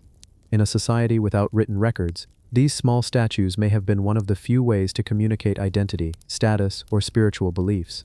The materials and craftsmanship are equally remarkable. Some are simple clay, others finely fired with intricate detailing. A few figurines are made of stone, carefully carved with tools that at first glance seem simple but required incredible skill to produce such refined shapes. The care invested in each object implies that the Vinca people assigned significant importance to them. They were not casual decorations, but items of ritual, cultural, or spiritual weight. Despite centuries of research, the figurines remain enigmatic. Archaeologists continue to uncover new sites, unearthing hundreds more statues, yet the central mystery persists. The Vinca culture vanished around 4500 BCE, absorbed or displaced by other emerging societies. Their beliefs, language, and societal structures disappeared with them. All that remains are these small, silent witnesses, scattered across Europe, holding secrets we may never fully understand. Some figurines even appear deliberately broken or deformed, perhaps as part of ritual destruction or to signify transition from one life stage to another. The act of breaking these objects might have been symbolic, a way to release spiritual energy, honor the dead, or mark a ceremonial event. The purpose is still debated, but it adds layers of intrigue and human connection to these artifacts. Today, the Vinca figurines are preserved in museums and collections, studied by scholars and admired by enthusiasts. Yet their true story remains elusive. They are not just artifacts, they are messengers from a forgotten civilization, bridging the gap between the present and a time over 6,000 years ago. They remind us that even in prehistoric times, humans sought meaning, connection, and expression through art and ritual. Standing before a Vinca figurine, even in a museum case, one cannot help but feel a quiet reverence. These small statues carry the weight of a vanished culture, their eyes seemingly watching, their forms echoing the values and beliefs of people long gone. They are at once familiar and alien, simple and profound, mysterious yet intimate. Perhaps their greatest power lies in their silence. They speak without words. They invite us to imagine the lives, thoughts, and ceremonies of a people we can never fully meet. They challenge us to appreciate the creativity and spirituality of early Europe, to wonder how human societies evolved, and to marvel at the continuity of human curiosity and devotion across millennia. And so the Vinci figurines remain, enigmatic, beautiful, and deeply human. Each one is a tiny monument to belief, artistry, and the enduring desire to leave something meaningful behind. They are a quiet invitation to dream, to reflect, and to listen closely to the whispers of history carried in clay and stone. The Mount Tloc Shrine, ancient Aztec rain temple. High in the mountains of central Mexico, above the valleys and clouds, stands Mount Tlaco, a sacred peak that has long captivated historians, archaeologists, and those intrigued by ancient civilizations. At its summit lies the remnants of an Aztec shrine, dedicated to Tlaco, the god of rain, water, and fertility. This is not a grand pyramid, or an opulent palace. Instead, it is a modest but profoundly symbolic site, carefully constructed to honor forces that shaped the very life of the Aztec people. Mount Tlaco itself dominates the landscape, its slopes often shrouded in mist, giving it an aura of mystery even today. To ascend it would have been no easy task for the Aztecs. The terrain is steep, rocky, and unpredictable, yet they climbed these heights for centuries, seeking to commune with the divine. Every stone at the shrine is positioned deliberately, every platform aligned to the movement of the sun, the rainfall patterns, and the sacred rituals performed there. The shrine is built of volcanic stone, locally sourced but carefully shaped and arranged. Some platforms are circular, possibly for ritual ceremonies. Others form terraces that echo the natural contours of the mountain. Archaeologists believe that the arrangement was meant to enhance the spiritual energy of the place, creating a connection between the earth below, the clouds above, and the people who climbed the slopes. Central to the shrine's significance is its association with Tlaloc, the rain god. In Aztec mythology, Tlaloc controlled the rainfall that nourished crops, replenished rivers, and sustained life. Worship at Mount Tlaloc included offerings of food, water, and sometimes more gruesome sacrifices, intended to ensure the god's favor. The Aztecs believed that by appeasing Tlaloc, they could guarantee the survival of their communities, especially during periods of drought or famine. The shrine's location is also aligned with astronomical events, particularly the solar and lunar cycles. On certain days, sunlight would illuminate specific platforms or carvings, highlighting the meticulous understanding the Aztecs had of their environment. This alignment was likely intentional, designed to synchronize religious rituals with cosmic rhythms, connecting human activity to the movements of the heavens. Archaeologists have uncovered ceramics, figurines, and ritual implements at the site, all carefully placed. Small bowls may have held offerings, while carved stone figures represented deities, priests, or symbolic creatures. Some figurines are carved with intricate facial expressions, capturing awe, devotion, or fear, emotions that the Aztecs themselves likely felt as they approached the mountain. Each artifact tells a story, yet the story is incomplete, fragmented by centuries of exposure to the elements and centuries of human absence. One of the most fascinating aspects of Mount Tlaroc is its integration with natural features. Certain boulders and rock formations appear to have been deliberately incorporated into the shrine's design. Some are carved with symbols resembling eyes, rain patterns, or abstract forms. The Aztecs may have considered these rocks to be manifestations of divine presence, natural conduits for the god's power, or sacred markers that guided ritual activities. The climb to Mount Tlaroc was itself a spiritual journey. Participants in ceremonies would ascend slowly, pausing at key points to offer prayers, chants, or small sacrifices.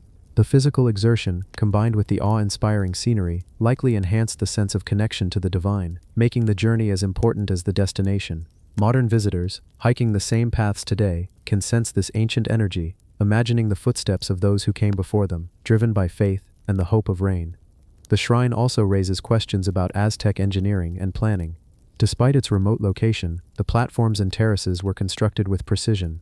Stones were quarried, transported, and fitted without modern tools, yet they remain largely intact. Water drainage was carefully managed to prevent erosion, demonstrating a practical understanding of the mountain environment as well as spiritual knowledge. Interestingly, some carvings suggest ritual use of hallucinogenic plants. Anthropologists speculate that participants may have ingested certain substances to induce altered states of consciousness, enhancing their experience of the sacred mountain and deepening the spiritual connection with Tlaloc.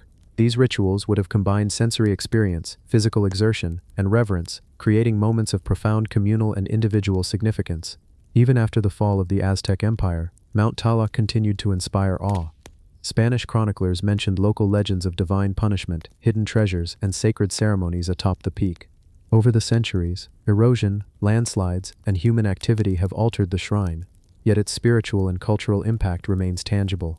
Today, archaeologists carefully study Mount Tlaloc, documenting its terraces, platforms, and artifacts. Each discovery adds to our understanding of Aztec religion, ritual practice, and cosmology. Yet despite centuries of research, many mysteries remain.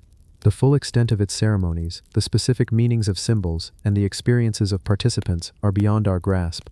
The mountain keeps some secrets, holding them in mist, stone, and memory. Mount Tlaloc teaches us that ancient people were deeply attuned to their environment, blending the practical with the spiritual. The shrine is not just a collection of stones, it is a map of belief, a record of human devotion, and a testament to a civilization's desire to influence forces far beyond their control. The rain that falls upon the mountains today is a reminder of that connection, a reminder that humans have always looked to the sky, asking, hoping, and seeking to understand their place in the world. As the sun sets behind the mountain peaks, casting long shadows across the terraces, it is easy to imagine the Aztec priests performing ceremonies, chanting to Tlaloc, and watching the clouds gather in anticipation of rain. The shrine is a bridge between earth and sky, between the mundane and the sacred, and between us and the voices of the past. Mount Tlaloc remains a silent, weathered witness. Its stones, carvings, and terraces invite reflection, awe, and a sense of human continuity. They remind us that even thousands of years ago, people sought to understand the forces of nature, to communicate with powers beyond their control, and to leave behind monuments that would endure long after their time. The mountain, the shrine, and the rain all tell a story of devotion, ingenuity, and the enduring human spirit. The Templo Mayor offerings, strange objects buried beneath Mexico City. Beneath the bustling streets of modern Mexico City, hidden under layers of concrete, asphalt, and centuries of urban life, lies a world that tells a story of devotion, ritual, and mystery. The Templo Mayor, the grand temple of the Aztec capital, Tenochtitlan. Excavations over the past century have revealed astonishing discoveries, not only the monumental ruins of the temple itself, but also the strange offerings and objects buried in its sacred precincts. These offerings hint at beliefs, practices, and objects that are difficult for us to fully comprehend today. The Templo Mayor was the spiritual and ceremonial heart of Tenochtitlan, the Aztec capital founded on an island in Lake Texcoco. Rising majestically above the city, the temple was dedicated primarily to Huitzilopochtli, the god of war and the sun, and Tlaloc, the god of rain and fertility. In order to honor these deities, the Aztecs conducted elaborate ceremonies that often involved the deposition of offerings. These offerings were diverse, sometimes everyday items, sometimes highly unusual objects. Archaeologists have uncovered ceramic figurines, miniature tools, shells, gold and jade pieces, and even obsidian blades intricately shaped and polished. Each object carries significance, a symbolic message or act of devotion, yet many are so mysterious that their purpose is still debated. One particularly curious aspect of these offerings is their sheer variety and apparent symbolism. Some objects resemble miniature humans or animals, others are abstract shapes that defy easy categorization. Scholars suggest that these might represent deities, ancestors, or supernatural forces. The arrangement of these objects was deliberate. They were often buried in ritual pits within the temple's foundations, sometimes accompanied by animal remains or human figurines. A striking feature of the Templo Mayor offerings is the scale and craftsmanship. Obsidian blades, for example, were sharpened to microscopic precision, reflecting both utility and ritual significance. Some ceramic figurines display astonishing detail. Facial expressions, clothing, and even postures were rendered with care. These objects were more than mere decorations. They were imbued with spiritual energy and intended to communicate with the divine. Some of the offerings are intentionally broken or deformed. Archaeologists believe this act might have been symbolic, perhaps representing the transformation of objects from the material world to the spiritual. Breaking, bending, or reshaping an offering may have been seen as a necessary step to activate its sacred power. Each ritual act, each placement, and each burial speaks to a complex spiritual system that guided Aztec life. The Templo Mayor also contains huge caches of greenstone, jade, and turquoise, materials considered sacred and associated with life, fertility, and the gods. These objects were laboriously crafted, transported, and carefully placed, reflecting both artistic mastery and religious devotion. Their presence shows the lengths to which the Aztecs would go to honor their gods and ensure the balance of cosmic forces. Archaeologists have been fascinated by some of the stranger objects found here. Some resemble miniature skulls or abstract animal forms, and a few even defy easy interpretation. Could these have been offerings to unknown gods? Were they symbolic of natural forces or tools in ritual magic? The absence of written explanations leaves us only with observation, careful measurement, and speculation. The ritual pits themselves are carefully constructed. Many are lined with stone or clay, and some are located in areas of the temple aligned with celestial events, such as solstices or equinoxes. This suggests a profound understanding of astronomy and cosmology, integrated with religious practice. Every object, every placement, every burial had meaning, a carefully orchestrated communication between the human and the divine. Some of the most intriguing offerings include ceramic vessels filled with miniature figurines or tiny symbolic items. These might have been intended as representations of entire communities, or as symbolic gifts to the gods, encapsulating hopes, fears, and prayers. The Aztecs were meticulous in these rituals, understanding that their actions would influence everything from rainfall to harvests, and even the favor of deities in warfare. Even human remains were part of these offerings. Skeletons and bones, often accompanied by objects, indicate sacrificial practices designed to honor the gods and maintain cosmic order. The combination of human and non-human offerings reflects a worldview in which all things, animals, objects, humans, and spirits were interconnected and capable of influencing the balance of the universe.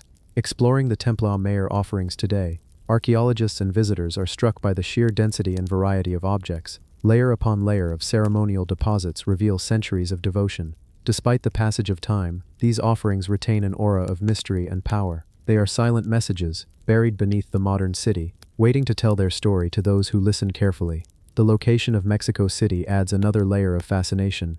The city rests atop the ruins of Tenochtitlan, and each excavation feels like peeling back layers of time. Beneath streets, subway lines, and modern buildings lie remnants of one of the most sophisticated and enigmatic civilizations in the Americas. The Templo Mayor and its offerings are not just archaeological finds, they are portals into the minds, hearts, and spiritual lives of the Aztecs. Modern technology has helped uncover new aspects of these offerings. Ground-penetrating radar, 3D imaging, and meticulous excavation techniques reveal patterns previously unseen.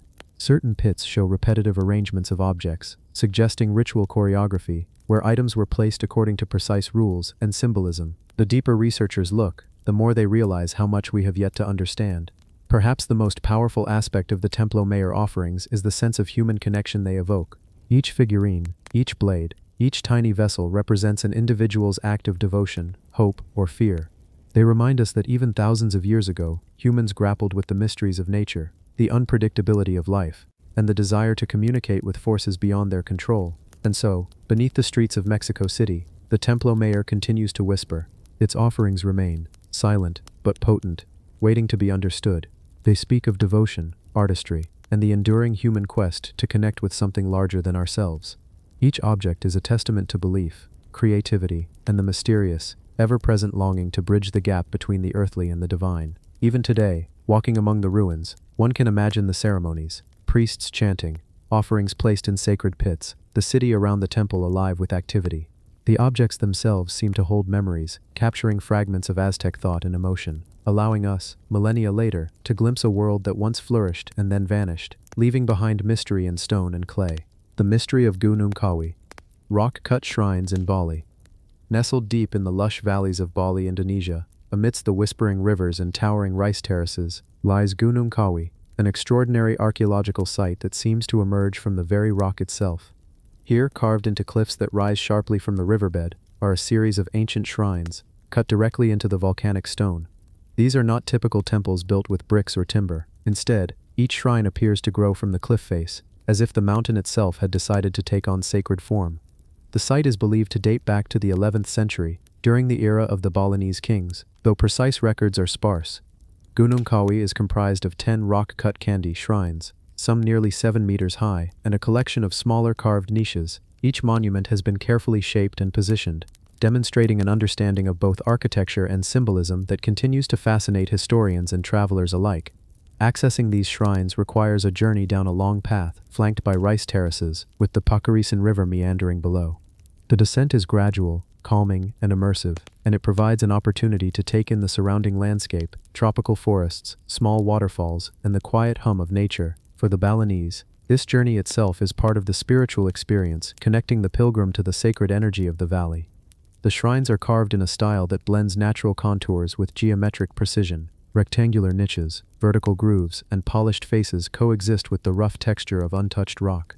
Some scholars believe these shrines were created to honor King Anak Wungsu of the Udayana dynasty, along with his family members, serving as funerary monuments or commemorative sites. The exact purpose, however, remains uncertain. Gwangkwasui's shrines are remarkable for their sheer scale and workmanship.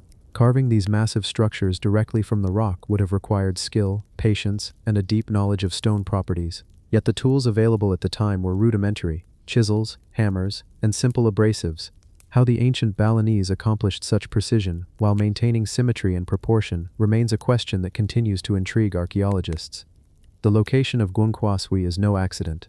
The shrines face east, aligned with the rising sun, and are surrounded by verdant rice terraces and rivers, symbolizing fertility and life. Water, which flows continuously at the base of the cliffs, may have held spiritual significance, possibly representing the flow of life, purification, or connection to the divine. It's easy to imagine the gentle sound of the river mingling with the chants of priests, filling the valley with a serene, meditative atmosphere. Some carvings are elaborately adorned, while others are more austere, suggesting a hierarchy or differentiation in importance. The largest shrines likely honored royalty, while smaller ones could have been dedicated to family members, servants, or attendants. The balance between grandeur and simplicity adds to the mystery of the site, highlighting both human devotion and the delicate relationship between man and nature. Visitors today are struck by the tranquil energy of Gunung Kawi. The climb down the terraces, the soft rustle of leaves, and the distant birdsong create a sense of stepping back in time. It is easy to imagine pilgrims arriving centuries ago, bearing offerings of flowers, rice, and incense, moving slowly and reverently toward the shrines. Each step is a reminder of the enduring human desire to connect with something beyond ourselves, to leave a mark on the world that survives long after our lives end. Despite its beauty, Gunung Kawi raises questions about the ancient Balinese culture. How did they achieve such precise and monumental rock-cut structures without advanced machinery? What rituals were conducted here, and what did the shrines mean to those who built them? Some suggest that the alignment with the river, sun, and terraces may have encoded complex cosmological knowledge, blending astronomy, spirituality, and governance. Artifacts found near the site, fragments of pottery, small stone carvings, and ceremonial objects hint at the daily life and spiritual practices of the people who frequented Gunung Kawi. The shrines were not just monuments, they were centers of activity, places where the sacred and the mundane intertwined. Here, kings, priests, and commoners alike could participate in rituals that reinforced social cohesion, honored ancestors, and sought the favor of the divine. The experience of Gunung Kawi is as much about immersion in nature as it is about history. Sunlight filters through the trees, highlighting carved surfaces and casting intricate shadows. Mist rises from the river at dawn, giving the cliffs an ethereal glow. The surrounding landscape, terraced fields, flowing water, and distant mountains, amplifies the sense that these shrines were deliberately designed to be part of a living, breathing environment. Even today, scholars debate the chronology, purpose, and methods of construction. Some argue for a royal funerary function, others see Gunung Kawi as a site of broader religious significance linked to fertility, water, and agricultural cycles. Yet despite these theories, the site retains an air of mystery, refusing to be fully explained. The shrines silently tell stories of devotion, ingenuity, and reverence for both the human and natural world. Gunung Kawi stands as a bridge between time and space, connecting us to a civilization that revered nature, honored ancestors, and sought to create lasting monuments in stone. Every groove, niche, and terrace speaks of patience, purpose, and the delicate balance between human ambition and the environment. As the sun dips below the horizon, casting long shadows across the valley, it's easy to imagine the ancient ceremonies, the soft chants, the offerings, and the respectful silence of those who climbed the terraces to reach these sacred spaces. The shrines are not just historical artifacts, they are living reminders of the human desire to reach toward the divine, to carve meaning directly from the mountain itself. Gunung Kawi remains a place of quiet wonder, an invitation to reflect on the connection between past and present, stone and spirit, nature and human devotion. It reminds us that some mysteries endure, not to be solved completely, but to be experienced, appreciated, and pondered across centuries. The Moabite stone, ancient biblical inscription. In the rugged hills of modern-day Jordan, among arid landscapes and scattered ruins, lies a relic that quietly bridges the worlds of archaeology, history, and the biblical narrative, the Moabite stone, also known as the Mesha stellate. This artifact, carved from black basalt over 2,800 years ago, is more than just an inscription.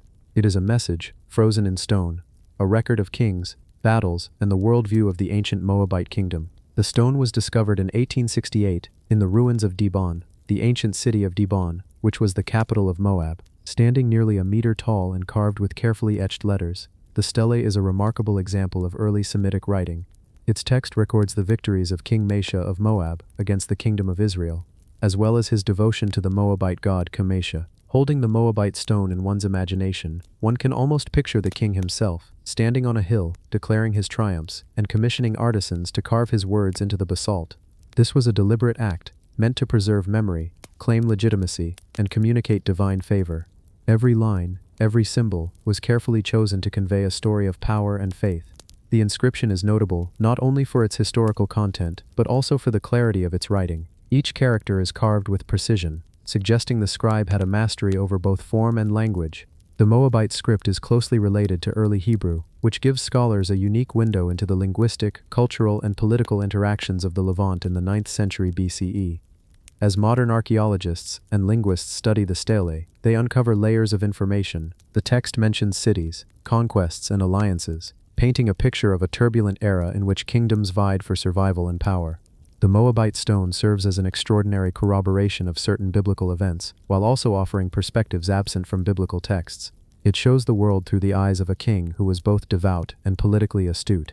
One of the most compelling aspects of the Moabite stone is the personal voice of King Mesha. He does not merely list victories, he attributes his success to his god, Chemosh, and records how offerings, sacrifices, and divine guidance ensured Moab's survival. This intertwining of religion and politics gives modern readers insight into how the Moabites understood their place in the cosmos and their dependence on both human skill and divine favor.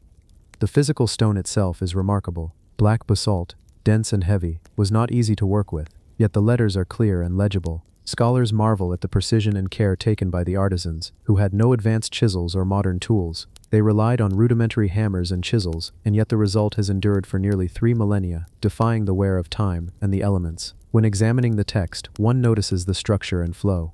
Moshe begins with his rise to power, then narrates military campaigns, victories, and subjugation of neighboring peoples. The stelo also details the restoration of towns and altars, showing a concern not only for conquest, but for the continuity of religious and civic life.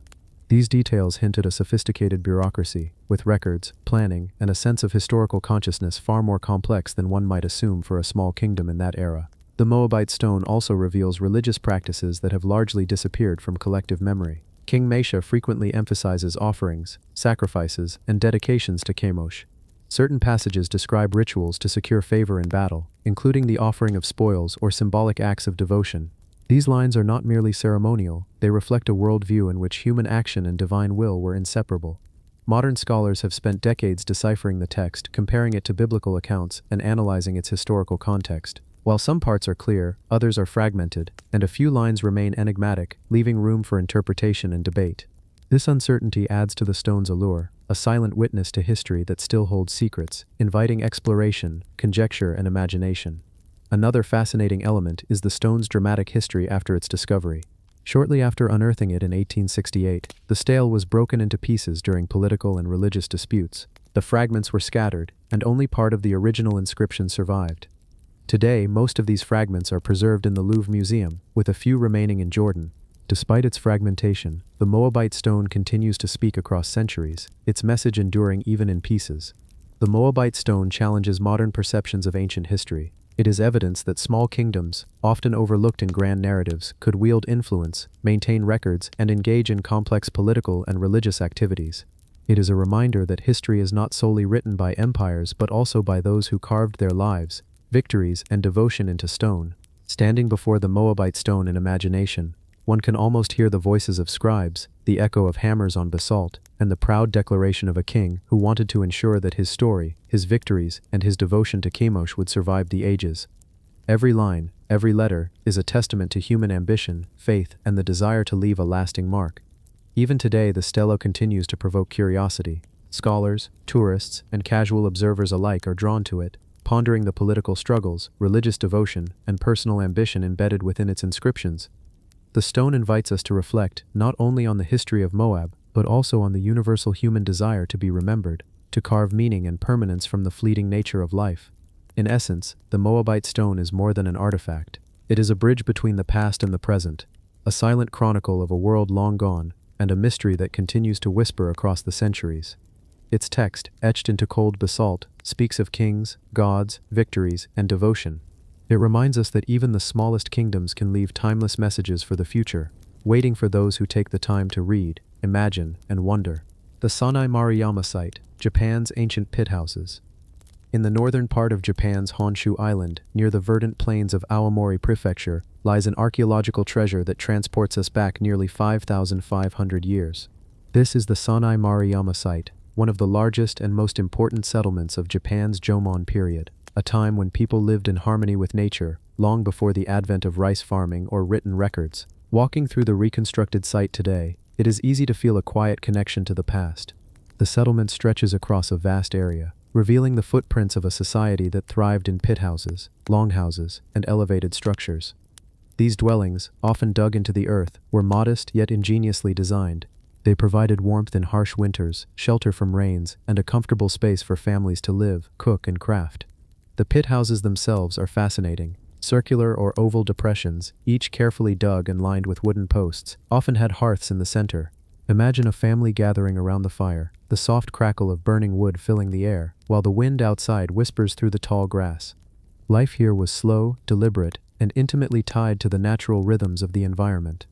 Archaeologists have uncovered a wealth of artifacts at Sanai Maruyama. Pottery fragments, some decorated with intricate chord patterns, tell stories of daily life and artistic expression.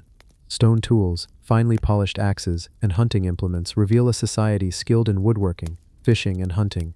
The sheer variety and sophistication of these artifacts suggest that Sanai Maruyama was a cultural hub, not a simple village, where innovation, craft, and community flourished. One of the most remarkable discoveries is the longhouse, a structure that may have served as a communal space for gatherings, rituals, or ceremonies. Measuring more than 30 meters in length, it stands as a testament to the organizational skills of Jomon people, who could coordinate construction on such a scale without formalized government or written plans. The longhouse speaks of collaboration, of communities working together, and of human ingenuity, harnessed in a time we often underestimate. The site also reveals early examples of ritual spaces, where evidence suggests ceremonies connected to fertility, hunting, and the natural world took place. Buried offerings, arranged stones, and carefully placed artifacts hint at spiritual practices, showing that the Jomon people not only survived but sought to understand and honor the world around them. These rituals remind us that human curiosity and devotion to something greater have deep roots, stretching back thousands of years. Sanai Maruyama is remarkable not only for its scale and artifacts but also for its preservation. The soil and environmental conditions allowed wooden structures, pottery, and even some organic materials to survive for millennia. Each artifact, each post hole, and each hearth tells a story of everyday life, of cooking, crafting, socializing, and worshipping, frozen in time, yet resonating with the rhythms of life we know today. One of the intriguing aspects of Sanai Maruyama is the insight it provides into community planning and environmental adaptation. Houses were arranged with thought to water flow, wind direction, and sunlight, showing a profound understanding of sustainable living. The people of Sanai Maruyama did not merely survive, they thrived in a way that respected the land, forming a society that was both resilient and harmonious. Walking mentally through this ancient settlement, one can imagine the gentle hum of life, the chatter of families, the laughter of children, the careful movements of craftsmen, and the ritual chants of spiritual leaders. The pit houses, though simple, create a rhythm of existence that feels familiar, even in the vast distance of 5,500 years. Artifacts like Jomon figurines, sometimes called dogo, have been found scattered throughout the site. These small, often humanoid clay figures are adorned with patterns and shapes whose purpose is still debated. Were they religious symbols, protective charms, or artistic expression? Their presence hints at a society deeply reflective, one that explored meaning and symbolism alongside daily survival. The scale of Sanai Maruyama also challenges assumptions about prehistoric societies. Here was a community large enough to support hundreds, perhaps thousands of inhabitants. It required cooperation, trade, resource management, and shared cultural norms. And yet there are no written records. Everything we know comes from what remains in the soil, the artifacts, and the careful reconstruction of post holes and hearths. Life at Sanai Maruyama was intimately tied to nature. The Jomon people relied on rivers, forests, and coastal resources. Fishing, hunting, gathering, and primitive agriculture provided sustenance. Seasonal changes dictated movement, ritual timing, and social organization.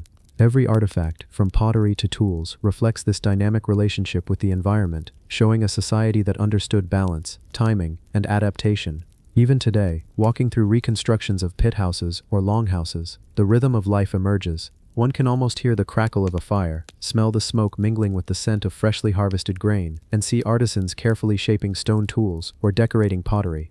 This is not just history, it is a living meditation on the human experience, quiet, reflective, and enduring. Sanai Maruyama challenges us to reconsider our definitions of civilization. Complexity, culture, and spiritual depth existed long before written records or monumental stone architecture. The people here were not primitive in spirit, they were thoughtful, creative, and deeply connected to the world around them. Their pit houses, artifacts, and ritual spaces are enduring evidence of human ingenuity. As the sun sets over the plains of Aomori, casting long shadows across the reconstructed settlement, it is easy to feel a sense of calm and connection. The echoes of thousands of years reverberate softly, reminding us that human curiosity, devotion, and creativity are timeless. Every artifact, every post hole, every hearth, speaks not only of survival but of the desire to shape meaning, to leave a mark, and to understand the world in which they lived. Sanai Maruyama remains one of Japan's most extraordinary windows into prehistory. It is a place where archaeology, anthropology, and imagination converge, offering insights into a world both alien and familiar.